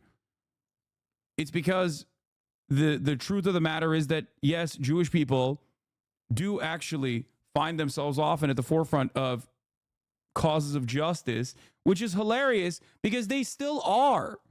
There are still many Jewish organizations. They don't get enough play, they don't get enough coverage, but there are still so many Jewish organizations led by wonderful Jewish anti-Zionists here in the United States that are at the forefront of resisting Israel's apartheid regime. How do you look at that and still behave like the entire Jewish population is monolithic in nature and personally really invested in the increasingly violent ways in which the Israeli apartheid exists and maintaining that violent state? Yeah, they called it Judeo-Bolshevism for a reason, like, because you're an idiota. No, Palestine doesn't hate Iran. Religious wars, etc., Shiites versus Muslims, etc., so they don't have common enemies? No, that's ridiculous. Sectarian infighting is not as severe as the way that Americans present it within the Muslim world. I mean, sure, there's history there, but no. Palestinians are Sunni. Iran is a Shiite country, and yet Iran is the number one defenders of the Palestinian resistance groups. Iran is the number one funder and facilitator of Palestinian resistance. How does that work? If you ask the Palestinians, I'm sure they would be less happy about Saudi Arabia than they are about Iranian intervention in the region. Also, Sunnis and Shias live together in many different parts of the Middle East. Anyway. Surely nobody wants war. I mean, it's disastrous for all sides. Absolutely not. Absolutely not. Of course, the situation in Tehran is somehow a lot of people see with somehow concern the developments. At the same time, they are somehow making fun of the Israeli actions, and somehow at the same time, they are very much concerned. The market has reacted to this situation. The market is also very volatile, but generally, I think I would say a lot of people have been supportive, have shown their support about the latest action that the Iranian army took. Now to the Middle East, where Israel is facing intense scrutiny over the My Judaism only brings me closer to the Palestinian cause. In recent years, I can't sit around the table with my family during Passover surrounded by imagery of my people walking through the desert for 40 years and not think of 1948, of the Palestinian mothers holding their sons' hands, having walked an eternity barefoot through the Negev, of how they, unlike us, however unjustifiably, have not returned to the promised land. Yeah, it's like so much of Jewish culture is also about like remembering the historic wrongs that were committed towards Jews. And there's a direct analog there to the historic wrongs that Israel is committing against Palestinians. Like the David and Goliath imagery is kind of interesting when you think about it, because it's like it is directly analogous to Palestinian resistance against the much more powerful, the ascetic Palestinian resistance against the much more powerful Israeli oppressive force. Most Jews are notorious for agreeing with each other. Yeah, there's also that too, which is, you know. humanitarian crisis in Gaza. The Israel Defense Forces say they are opening up new ways for the aid to get in after allegations that they've been intentionally limiting access to civilians in need. Deborah Powder's in East Jerusalem with more on that part of the story. Deborah, good morning to you. A very good morning. The United Nations says Israel has shown signs of good intentions regarding aid, but that over 40% of its requests to transport supplies through Israeli checkpoints in Gaza were turned down last week. Under pressure from the U.S. to flood Gaza with humanitarian aid, Israel insists it is doing everything it can. Just this morning, saying the UN needs to do its job and collect. Honest question, what does the Holocaust refugees supposed to do? Homeless in countries that despise them, poor and outlawed? What choice do they have? It is rather ironic that you use Holocaust refugees as a reason for why Israel must exist, especially when you don't, I guess, know the horrifying conditions of abject poverty that Holocaust refugees directly experience in Israel. Okay? It's like, I don't know if you know this, but like a lot of the Holocaust refugees that came to Israel live in fucking squalor. What is it like? The current living, existing Holocaust refugees obviously dwindled in numbers now. Have a what is it? Hold on, I will give you the living circumstances. Oh, here it is. 1/3 of Israeli Holocaust survivors live in poverty, advocates say. Several dozen octogenarians bundled against the cold chatted in Russian and Hebrew as they picked through heaps of carrots, onions, grapefruits in Jerusalem courtyard. Nearly all of them Holocaust survivors. They were picking up donations of food and winter blankets before a snowstorm hit the city on the eve of International Holocaust Remembrance Day. Israelis that want to defend Zionism and the Israeli regime hit that like, well, what about the Holocaust refugees line with the same exact severity that right-wing Republicans love talking about. What about our homeless veterans when we end up talking about undocumented migrants in this country? You know what I mean? They didn't ask what not to do. Much easier to conclude. No, I don't think you understand. The Israeli government does not give a fuck about Holocaust refugees, is my point. If they did, 1/3 of them would not be living in fucking poverty. It's just like, the fuck? This is reactionary thinking. That's what this is. It's always the same principle in the minds of a reactionary. They always go for like one of the different subgroups that you can point to be like, look, see? Well, what were the Holocaust refugees supposed to do? And it's like, it's the same exact principle. In defense of the Israeli apartheid, you can't point to Holocaust refugees when the Israeli apartheid regime doesn't give a fuck about the Holocaust refugees. It's no different than a right-wing Republican saying, what about homeless veterans, while they fucking spit on veterans, homeless or not, and only bringing up homeless veterans when it's time to talk about undocumented migrants. Anyway, where the fuck were we? Israel's facing intense security over the humanitarian crisis in Gaza. Not enough supplies to fill 700 not enough scrutiny, in my opinion. Waiting at the Kerem Shalom crossing. But the UN says it's not just about food, but distribution. But yeah, the easy answer is the genocide that they withstood in the hands of Europeans, many of them Christians, does not give them the moral justification to kill others in the name of the creation of a homeland. As a Jew here, what Israel's doing is fully evil, but to say that the reason Arab world hates what Israel's doing isn't based slightly in anti-Semitism is wild. Well, I never said that. So that should clear it up. Okay? I didn't say that there isn't anti-Semitism at all. Anti-Semitism is super prevalent everywhere. Whether it be a Christian country that offers unconditional support to Israel, like the United States of America, or the Arab world. Of course, anti-Semitism is an ancient form of bigotry, one of the oldest there is, and it has existed in perpetuity. But that's not the leading motivator for why the Arab world and the Muslim world as a whole consider the plight of the Palestinians as a unique cruelty. They did the math wrong, but still got the answer right. We have reached a point in history where we are watching the abused become the abuser. I'm not gonna lie, I lived in the Middle East. There was more anti-Islam sentiment than anti-Semitism. The treatment of Palestinians and Muslims by the Christian groups was disgusting. The thing is, there is a lot of anti-Semitism. Of course there is. There's a lot of anti-Semitism everywhere. And it ends up increasing when Zionism is seen as a Jewish cause, even though it is not. This does not make the anti-Semitism right, for the record, obviously.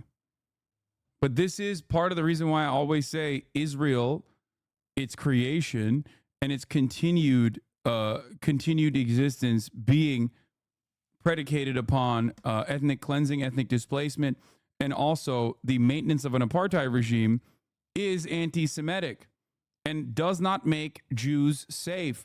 It does not make Jews in Israel safe. It does not make Jews around the world safe.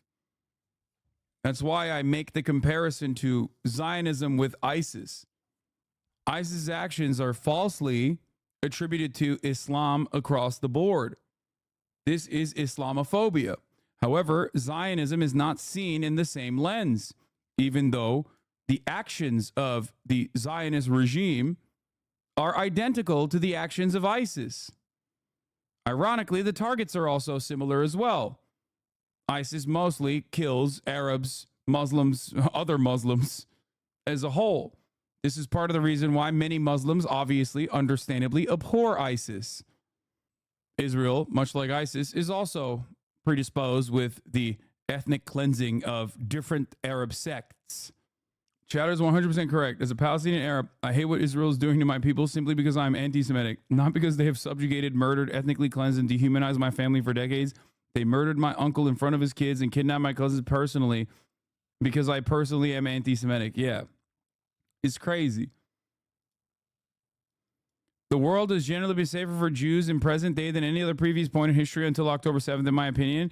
It is not dependent on Israel, which contains fewer than half of all Jews globally. If Jews were not safe anywhere else, Israel would have an outsized portion of the Jewish population. All matter of hatred towards other humans is learned behavior, but sometimes those lessons are valid. People learn to hate Israel when their houses are blown up. People learn to hate Israel when Israel kills their parents. Okay? They don't learn to hate Israel because they learned anti-Semitism at school. They learn to hate Israel because Israel blew up the school.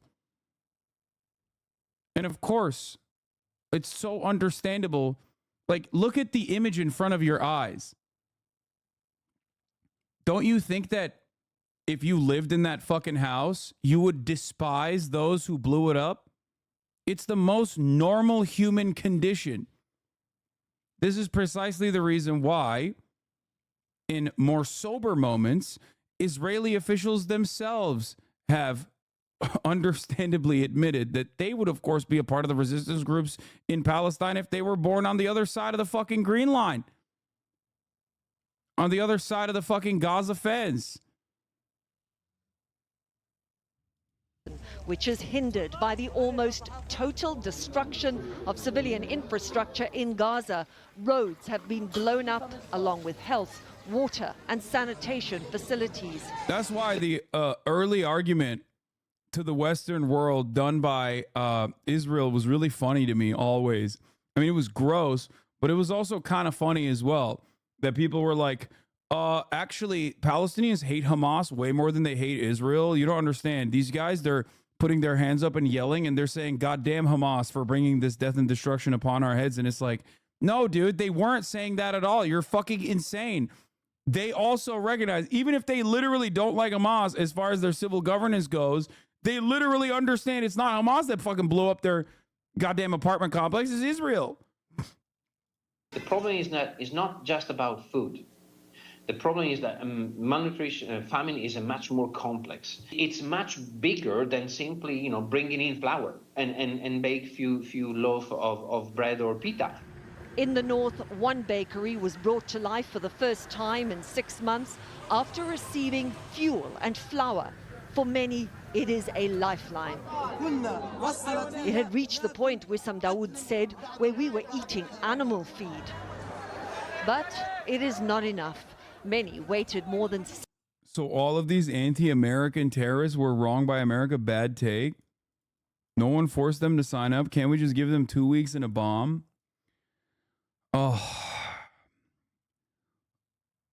If there was truly a God, and if there was any kind of karmic justice, you would experience a fraction of the pain that you are currently callously justifying.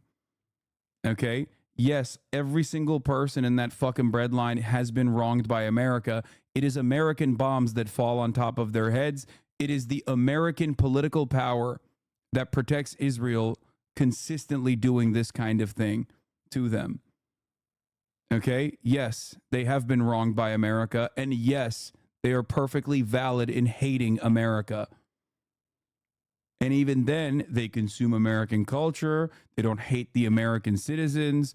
They love American culture for the most part. as do I. Despite my, I guess, distaste for America's foreign policy. Why can't you see they're the real terrorists and we're just trying to live peacefully in America while American bombs are the ones killing their families? Exactly. 6 hours for just one loaf of bread. Humanitarian workers do what they can. The demand to fill bowl after bowl never ending. 1/3 of children under the age of 2 are acutely malnourished, says UNICEF. Prior to October 7, there were none. Israel's war cabinet meets again today, but its attention is not on Gaza, but the crisis with Iran. A senior American official tells CBS News that Israel has not shared its plans with the U.S., but some in the administration expect a limited strike inside Iran. Vlad. Deborah Pata in East Jerusalem for us. Thank you, Deborah.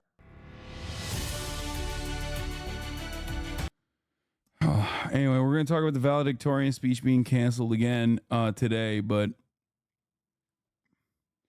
Hassan responds to too many negative commentators. He's trying to reach out to people and get them to see in a right-headed way.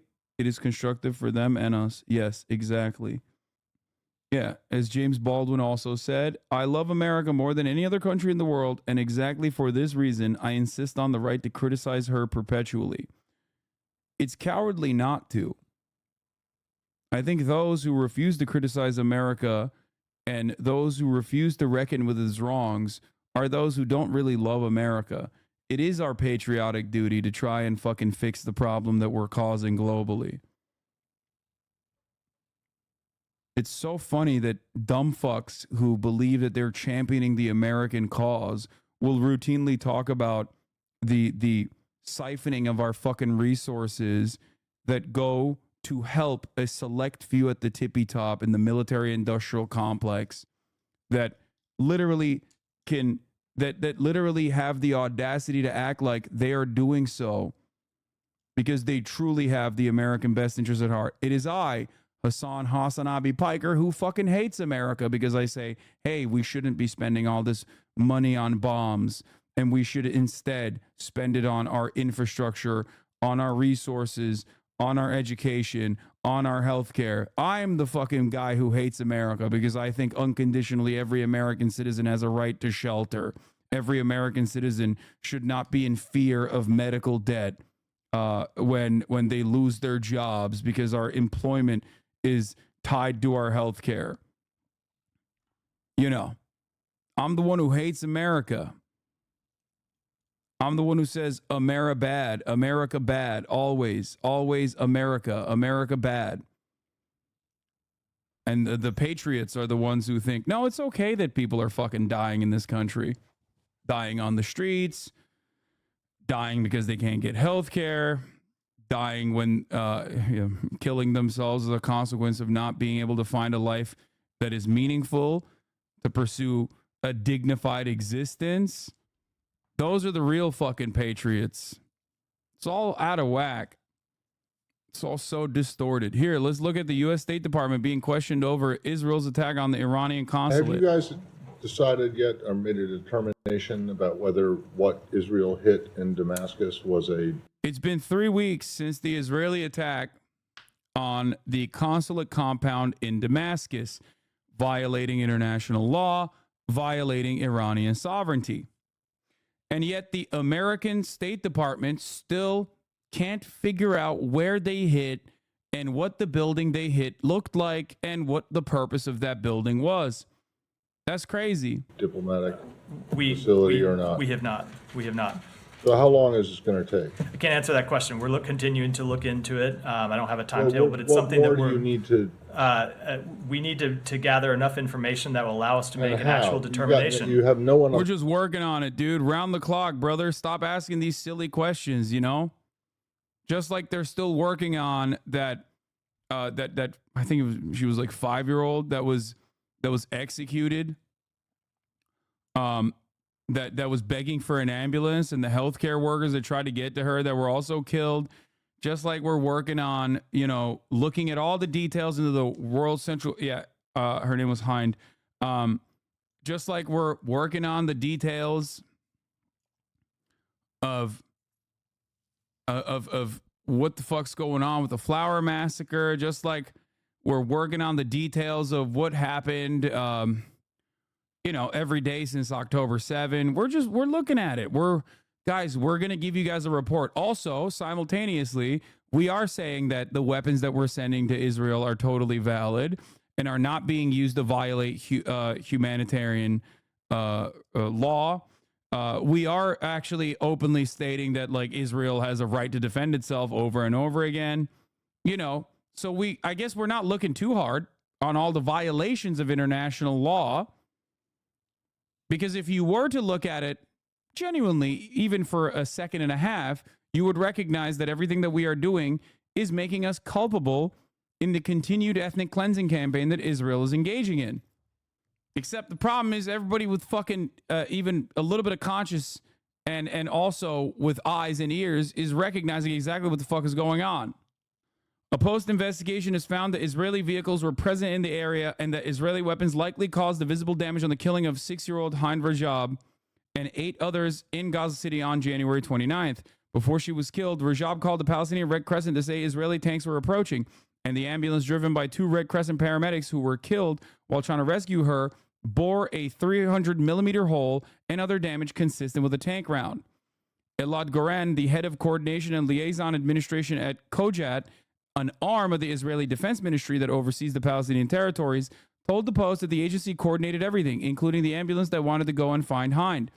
The IDF denied any coordination had taken place and claimed what its forces were not in the area, despite satellite imagery showing what appears to be a Merkava tank 300 meters away at the time. Interesting. Did you condemn Hamas? Yeah, Hamas was in the ambulance. Hamas was in the car.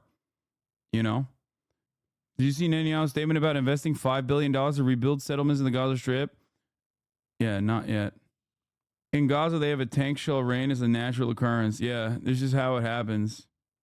That was a mistranslation. Oh, the settlements in the Gaza Strip.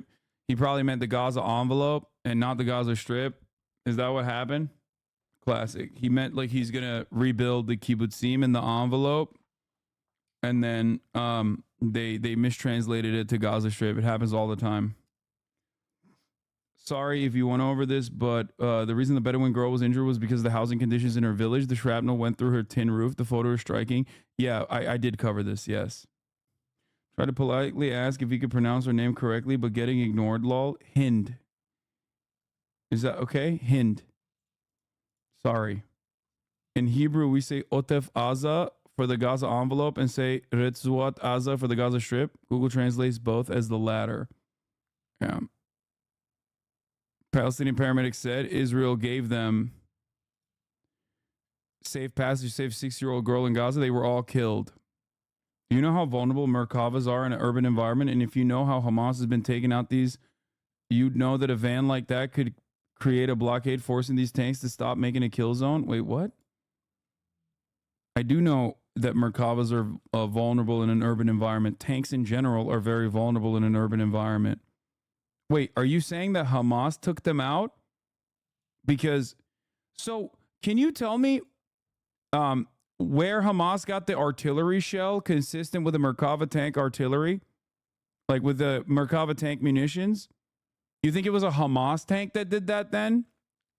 Damn, bro. Hamas, once again, their ingenuity has no bounds, dude. Not only are they making bathtub rockets, bathtub sniper rifles, this part is true, by the way, they are making those. They're also making bathtub Merkavas now. Yeah. Wouldn't you know it? Must have been a fucking Merkava. Hamas made Merkava tank that fucking blew up these civilians. He's saying that the Merkava was afraid of the van for potentially being Hamas, which is bullshit, of course. No, it's... No, he's trying to say that Hamas probably fucking shot at the ambulance to tunnel the tank in. I think that's what he was trying to say. Both of these ideas are still stupid as fuck. Especially because the situation is pretty fucking obvious. It's pretty clear what happened. You wouldn't have to engage in this level of like insane cognitive dissonance You wouldn't have to engage in this level of insane cognitive dissonance if you could just truly reckon with how evil those actions are and then recognize that Israel is engaging in evil actions. That's what normal people normally do. Even if you love Israel, even if you've been told your whole life that Israel is like, has to exist to save Jews across the world or whatever the fuck. Timmy Esports, you don't know how modern combat works, I guess. Yeah, dude, you definitely do. That's why you find Israel's actions to be just and permissible all the time. Yeah. Thank you. Thank you for your armchair general, your Monday morning quarterback in here. Fucking esports. He's like, bro, you don't understand. I play Call of Duty, okay? I'm the fucking most knowledgeable on urban warfare. I watched hundreds of fucking videos. Go read a book on Israel tank doctrine, you moron. How many Israel tank doctrine books do I have to read until I think that it's okay to fucking blow up an ambulance? Is there like a number? Is there a faster way to get the cliff notes on it? How many Israeli tank doctrine books do I have to read until I think the rules of engagement are perfectly valid? I don't think you understand. This is not about Israeli tank doctrine, you fucking idiot. There's no justification for these actions. If you have a conscience, which you clearly do not. It's so odd. One day you will understand. Hopefully not by force. You are currently in this chat explaining or trying to explain that killing a child, a 6-year-old child who asked for medical assistance, and the medical assistance that was on its way to save the child, killing them was totally valid because you read a book on the Israeli tank doctrine. We should burn those fucking books then. Okay? Because if there's a book out there that justifies the killing of a child and other medical workers in direct violation of all matter of humanitarian law, what evidence says Israel did it? We literally just covered the article, the Washington Post article that investigated the matter. I mean, not that even that article was a necessity in my opinion, because holy shit, you are flailing now because your original position wasn't whether Israel did it or not. Your original position was that Israel did do it, but it actually is good that Israel did it. Now you're moving on to, well, maybe if Israel did do it, it's, or maybe Israel didn't do it after all. You went from Israel did do it and it was good to, what if Israel didn't do it? A hole in the van means nothing. Yeah, you're right. Vans kind of just do that. You're right. Vans kind of do that on their own. So if a hole in the van doesn't mean anything, why did you originally come to the argument as though it was actually valid for Israel to put the hole there? And now you're backed into a corner and you're saying, as a matter of fact, it wasn't Israel that did it. I decided. I really don't think they're backtracking. I'm pretty sure they're just trying to get your attention and hold up the stream with a moving target. It doesn't matter because, like, there are people who legitimately do say unhinged things like this. And I think it's good to do away with these talking points in real time. I think it's helpful. Hamas uses civilians to hold up Israeli armored columns all the time. Yeah, totally, dude. You're right. It looks a lot like that. Yeah, no, that's probably what was happening. You're right. Israel had no choice but to fucking blow up the ambulance. Notice how you literally went from, as a matter of fact, it wasn't Israel, to literally in 30 seconds back to Israel did do it and it's valid. Pick a struggle, big dog. Figure it out. Which one is it? Did Israel do it or did Israel not do it? Why do you keep swapping that Israel didn't do it back to Israel did do it and it was valid? This is how every Hasbara troll works, by the way. They have nothing. They have nothing. It's a hard position to be in, defending genocide. Especially when, like, it's one of those silly little things that, unfortunately, for those who do want to defend Israel's genocide, a lot of people look at that and go, it's kind of fucked up. Even people who do want to be on Israel's side look at genocide and go, there's just like this pesky human side of me. Because there isn't enough fucking evidence to say who did it? Yes, there is. And you recognize that evidence to say who did it, which is why you keep going back and forth on both of those arguments. The problem is, one, criticizing Israel as anti-Semitic no longer works as a counter argument. It just doesn't. So you're fucked. You're flailing. So then you move on to the second thing, which is, well, it's actually Hamas. Hamas is under the ambulance. That worked a little bit for the uninitiated. Never really worked in here, obviously, but that worked a little bit for the uninitiated in the first 3 months of the ethnic cleansing campaign. 6 months in, after Israel's killed white people on top of the thousands, the tens of thousands of brown people, once they started killing white humanitarian aid workers, all of a sudden, the situation has changed. The average person does recognize that maybe Hamas wasn't under the World Central Kitchen humanitarian aid cars. We need to compare it to actually indefensible actions to see that you are wrong. Yeah, no, the actual indefensible actions are serving the top of the hour ad break. I know, chatter. You're right. We're going to get there. Yes, indefensible that I'm giving you guys the top of the hour ad break. Well, at least I'm telling you that there is a way to defend against the top of the hour ad break, however, which is, of course, by subscribing for $5 or for free with a Twitch Prime. By connecting your Amazon Prime account to your Twitch account, where you get one free Prime subscription a month. Okay, here's a 3-minute ad break now. The Washington Post investigation found that Israeli armored vehicles were present in the area that afternoon. The Post additionally found that the gunfire audible as Hind and her cousin Leon begged for help, and the extensive damage caused to the ambulance were consistent with Israeli weapons. The analysis is based on satellite imagery, contemporaneous dispatcher recordings, photos and videos of the aftermath, interviews with 13 dispatchers, family members and rescue workers, and more than a dozen military satellite munitions and audio experts who reviewed the evidence, as well as the IDF's own statements. But hey, guess what, dude? This guy's like, not enough for me, because there's no amount of evidence that will cause you to develop a heart when it comes to killing a shit ton of Palestinians. Timmy Esports read a lot of books, okay? Fuck the books that these guys read. Fuck the evidence that these guys are looking at. Timmy doesn't think there's enough evidence. After all, Timmy has read the Israeli tank doctrine, which is why he thought it was valid to claim that blowing up these fucking cars was actually valid. Once Timmy couldn't consistently say that it was valid, he switched around and said, actually, maybe Israel didn't do the blowing up of these cars. No, Timmy's first argument literally was Van Beet's tank, so the tanks couldn't have killed him, like his rock, paper, scissors. Yeah. After the story was published, Miller said the death of Hind Rajab is an unspeakable tragedy, something that should have never occurred. Okay? Post review also found that the ambulance was discovered a long route provided by Kojat, an arm of the Israeli Defense Ministry that generally coordinates safe passage for medical vehicles with the IDF. There are so many questions you should be asking yourself before you side with some random source. The Washington Post is a random source.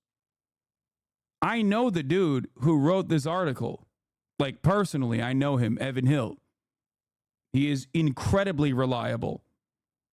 We don't always agree on everything. Yeah, I soft-locked his dialogue tree that he went to, the Washington Post is unreliable. Yeah. They must also be Hamas. In mid-March, Elad Goran, the head of coordination and liaison of Mission Kojat, told the Post that the agency coordinated everything, including the ambulance that wanted to go and find Hind, but said he was not aware of the specifics. Kojat did not respond to repeated requests to clarify.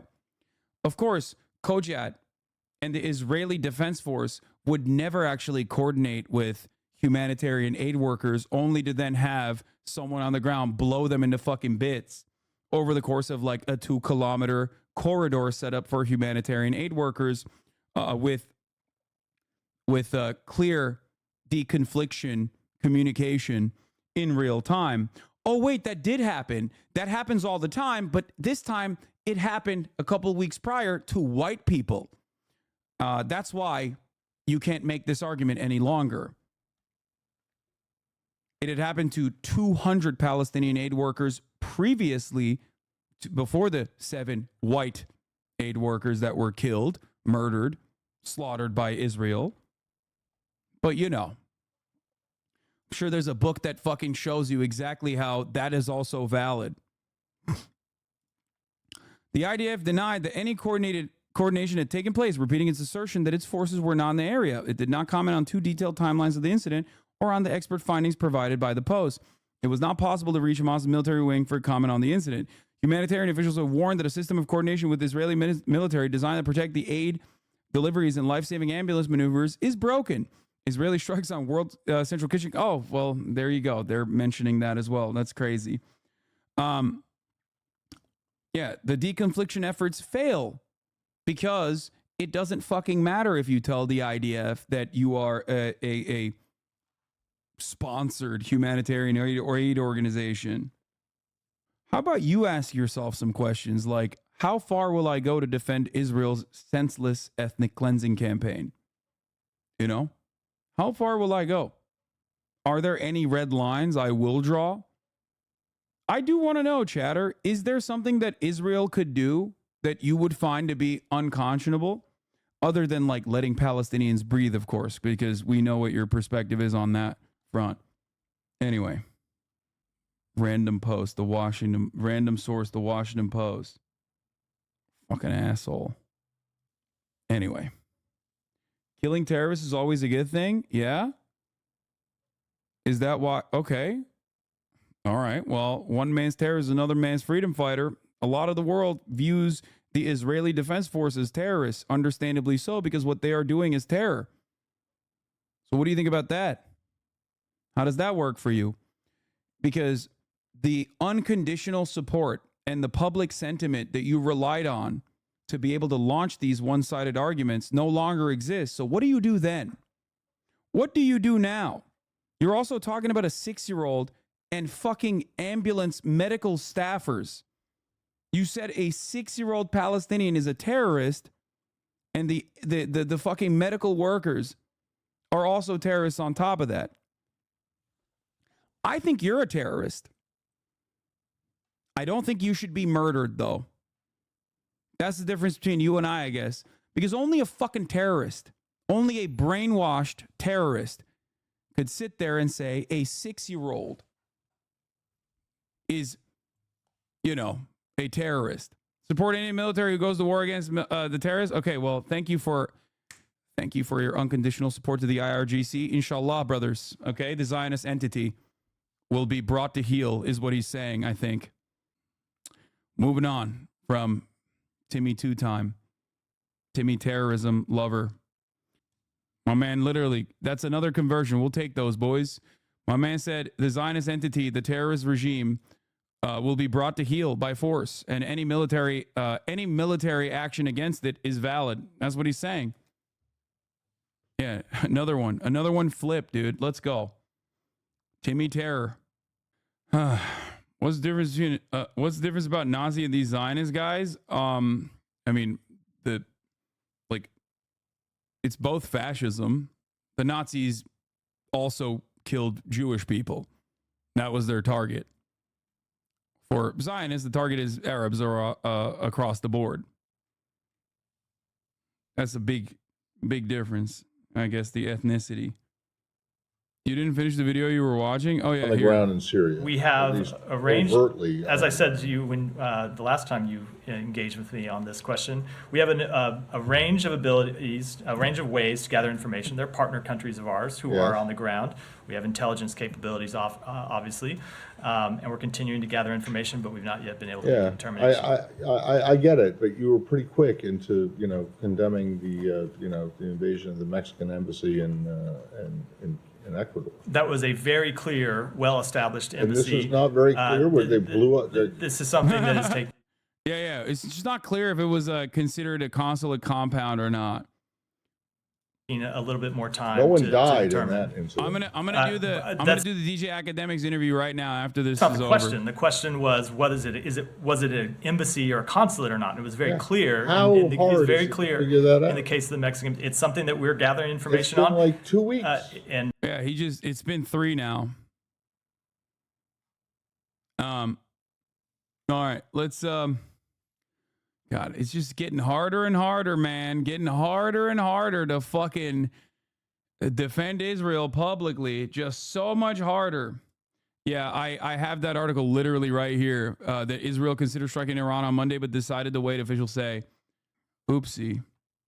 All right, where's the DJ Academics interview? Chat, do we have it? Let's take a look at this beautiful piece of content that was given to us by the content gods. I already ran the top of the hour ad break. It's ongoing, but it's with Don Jr. Fuck it, I'll watch it. I'll watch a little bit of slop. Even my boomer dad isn't supporting Israel. He isn't a conservative, but think the average old white American man. Yeah, there's plenty of fucking normies and plenty of boomers who now are like, yeah, this is really fucked up. For many of them, it was the turning point was you know, killing 7 aid workers. Yeah. The Sneeko says, is Barron Trump a future president? I don't know, man. You never know.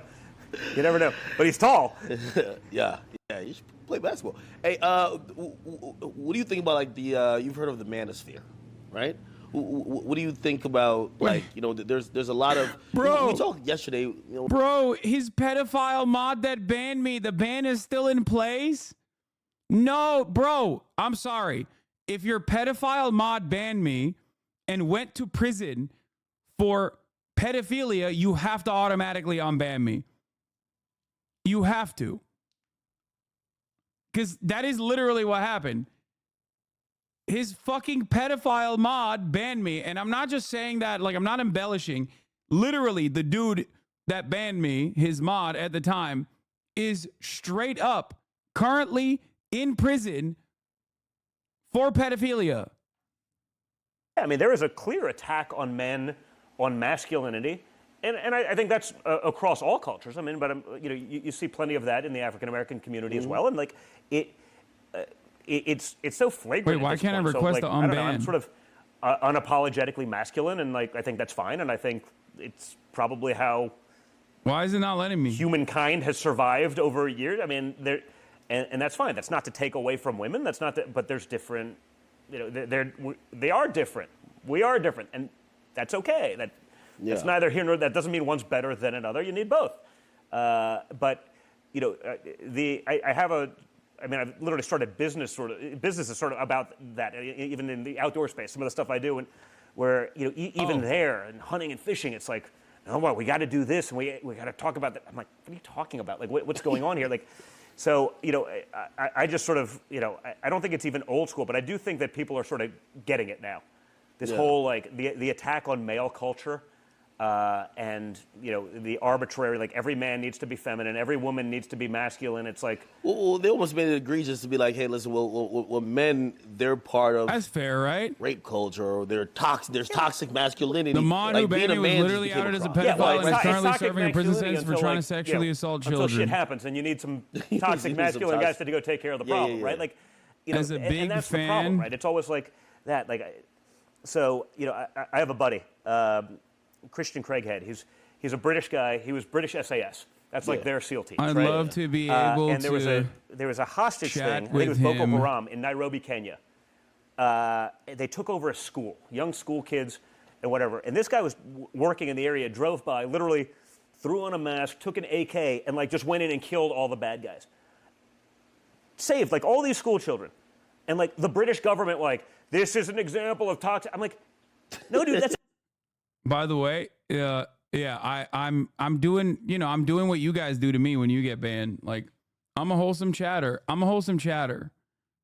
You've made a request to be unbanned at 2:12 p.m. April 17th, 2024. They skin people alive. Like, it's okay. Like, what are we doing? Why do we need to go so far to try to? It's kind of odd. Like, we live in a world. The question I wanted DJ Academics to ask DJ T Jr. was whether or not he does cocaine, or rather, how much cocaine does Donald Trump Jr. consume on a daily basis? Leak the coke routine, king. You know what I mean? You don't have Ox number? I think I have his. I'm definitely friends with him on Discord. If this existed when I was in high school, so I graduated from Penn. That's where Leah Thomas, you know, the great swimmer, trans swimmer that beat all the women records and stuff. Yeah. Like, if that happened when we were like, we would have brought a keg of beer down to the swim meet, and we would have had the greatest time in our lives. Yeah. But like, we're supposed to take it seriously. Like this dude that's 7 feet tall, literally tied, Riley Gaines in like the national championship, and because they're trans, even though they're 7 feet tall, have male body structure, male lung capacity, male muscle capacity. I DM'd him. I said, "Let me ask him a question, please." What we gotta give it Zimzer the tiebreaker. Like, like we're like people have to be looking at us like we've lost our minds. And by the way, if you want to be trans, I don't give a shit. When you're an adult, leave my kids alone. Leave the fucking children alone. Stop going after 3-year-olds and trying to convince, like, who's the most impressionable group in society? Like a young kid. Like, the teacher said, "Oh, it must be trans." Like, I don't know, man. Like, I told you last night. It's like when I was a kid, I thought it was an airplane. My parents didn't let me jump off a building. You go through stages in life. Like every hardship, the answer isn't, well, you must have gender dysphoria. Like, I don't know. Maybe you're just going through a rough time. Let's figure it out. Like, you don't have to chop your dick off to like. Yeah. So we're doing these things. It's so insane. And if you call it out, oh my God, you're an oppressor, or you're this. Like, bro is yacked out I don't of know, his man. mind. Like, I just feel like we're at this point where like reasonable people have to say enough is enough. And if you do that, you actually win. But if everyone's so afraid, like I said, I think the trans mafia is the most powerful group. I'm like, and I don't know where they came from. Like, 0.2% of the population has total control. No one's willing to cross them. No one's. Yeah, dude. Everyone knows the trans mafia controls the fucking American government, and they are the ones who are actually with that control. They are the ones who are pushing anti-trans legislation all across the country. Classic. And people are like, "Oh man, I hate." You got to be on Hunter Biden levels of crack cocaine to have fucking takes such as this one. I'm not gonna lie. I can't believe I agree with. Dude, if like Twitter 1.0 that was like 95% like radical leftist is like, okay, I'm with you on this one. Dude, that's where the world, no one's for this stuff, and yet they still have this, like this chokehold, power grip. right? So I think if enough people have the balls to just be like, enough, you just put an end to this shit. But I think it's just there designed to create conflict. What about TikTok? Should it be banned? This is an interesting one, right? Because I'm not for banning anything because I'm sort of a free speech absolutist. I don't love the notion of something being used as a Chinese tool. Rumble isn't in China. Yeah. Because they won't let you. It's in Canada. TikTok, the algorithm. If you live in China and you're on TikTok, the kid that you're following isn't like the dumbest of the dumb that you have here in many cases. Doing it's actually called something different. It's called like boing them or something. Well, whatever. But the same. It's the same. It's owned by Biden. Right? If you're a kid, I'm not in favor of banning anything except for trans people. We're going to get other kids to do science and work on math and make them think that I'm in support of banning entire parts of the population, but not social media applications. If you're in America, it's like, let's eat a Tide Pod. Like, what could go wrong? Like, you know what I mean? Like, that guy's a hero, and all these other kids are doing it. Like, it just, I mean, it feels like it's a psyop designed to destroy society. What's that supposed to mean? It's in Canada? And Rumble like, is so I have a problem owned with by that a Canadian. But Big L for the Canadians I do again. fundamentally, and this is where it's hard sort of being American and believing what we do, you know what's going on, you know you're at a disadvantage, but you also still don't want to cave to these things that you truly believe in, right? I mean, I believe in reciprocity. I'm like, hey, listen, if our apps can't go over there and influence their culture, fuck their apps. That's what I think.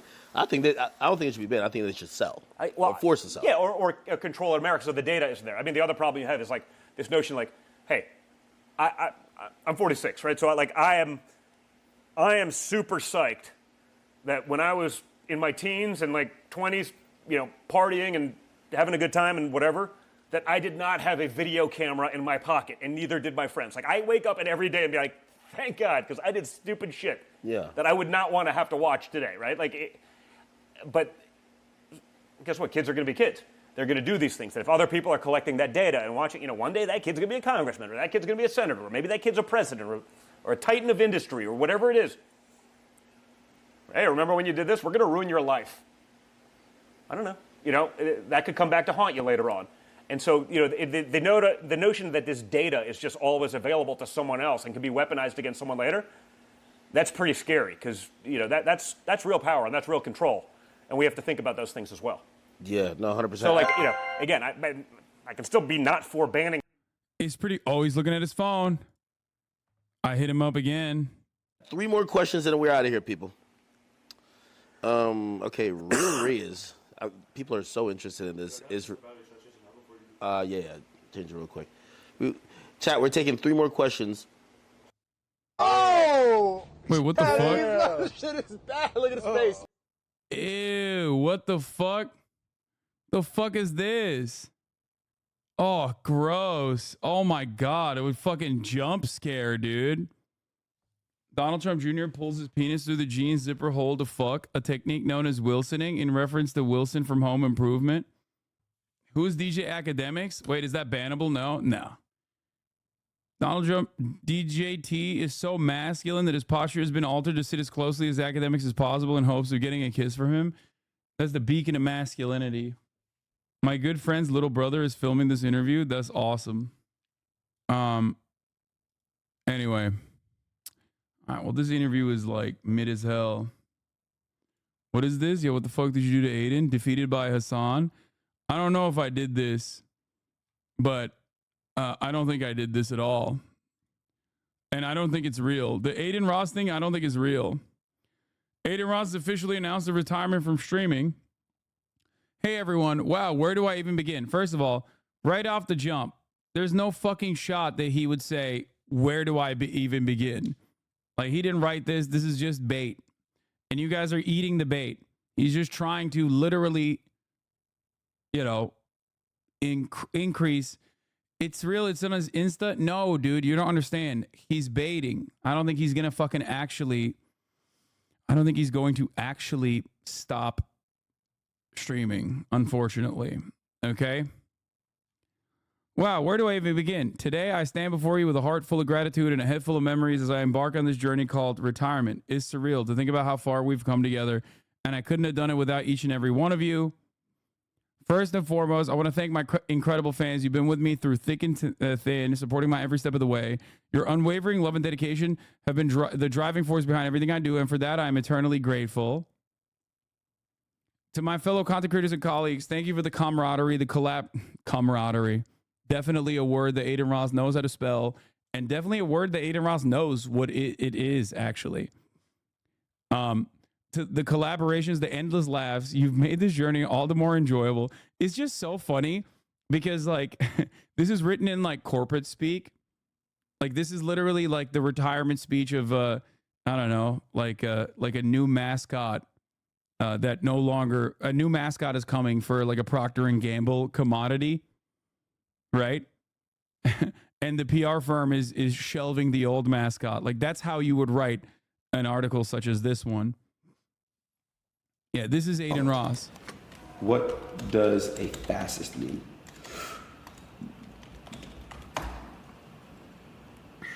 It means you are a far right authorization on ultra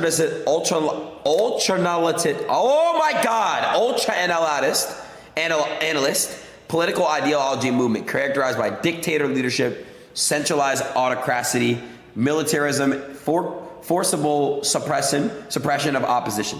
So I don't know what that means, bro. I swear to God, I don't know what the fuck a fascism is. I don't know what the fuck that is.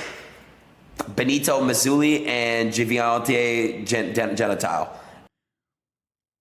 Benito Mussolini and Jason Stanley. Like, who the fuck are these people, bro? Never heard of my fucking life. What is an example of a fascist? Yo!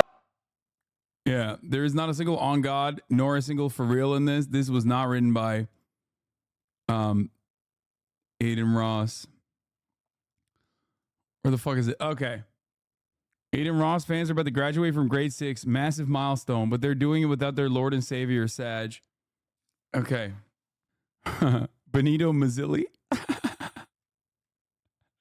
That's funny.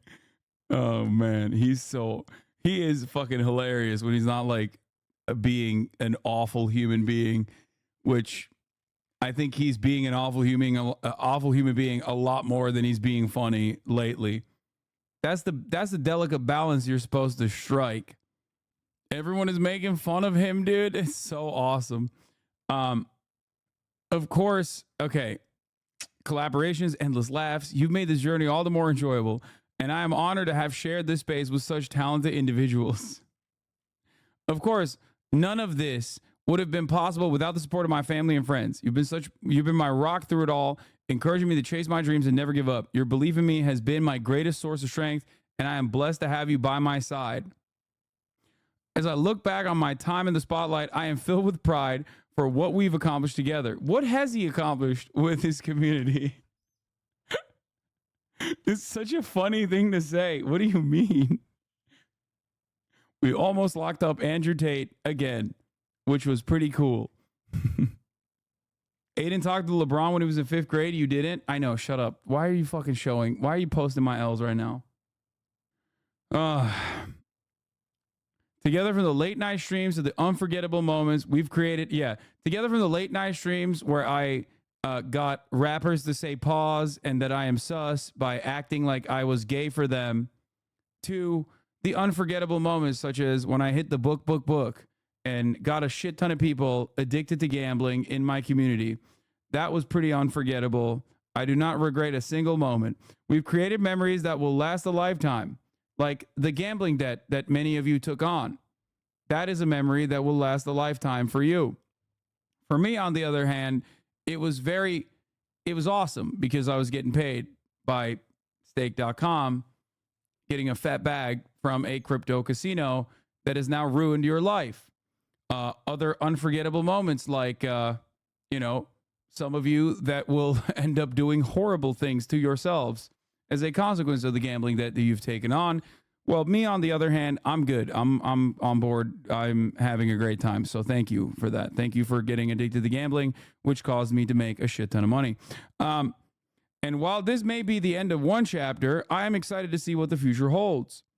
To anyone out there chasing their dreams, I want you to know that anything is possible if you believe in yourself and never give up. Surround yourself with good people. Stay true to who you are and never lose sight of what matters the most. Surround yourself with good people such as Andrew Tate, who's currently under investigation still by the Romanian government for sex trafficking, and also is slated to be under investigation by the British courts for sexual assault. Unforgettable moments. Oh yeah, I did forget that. Like when he showed porn to minors. That was another unforgettable moment. Damn, this guy's good.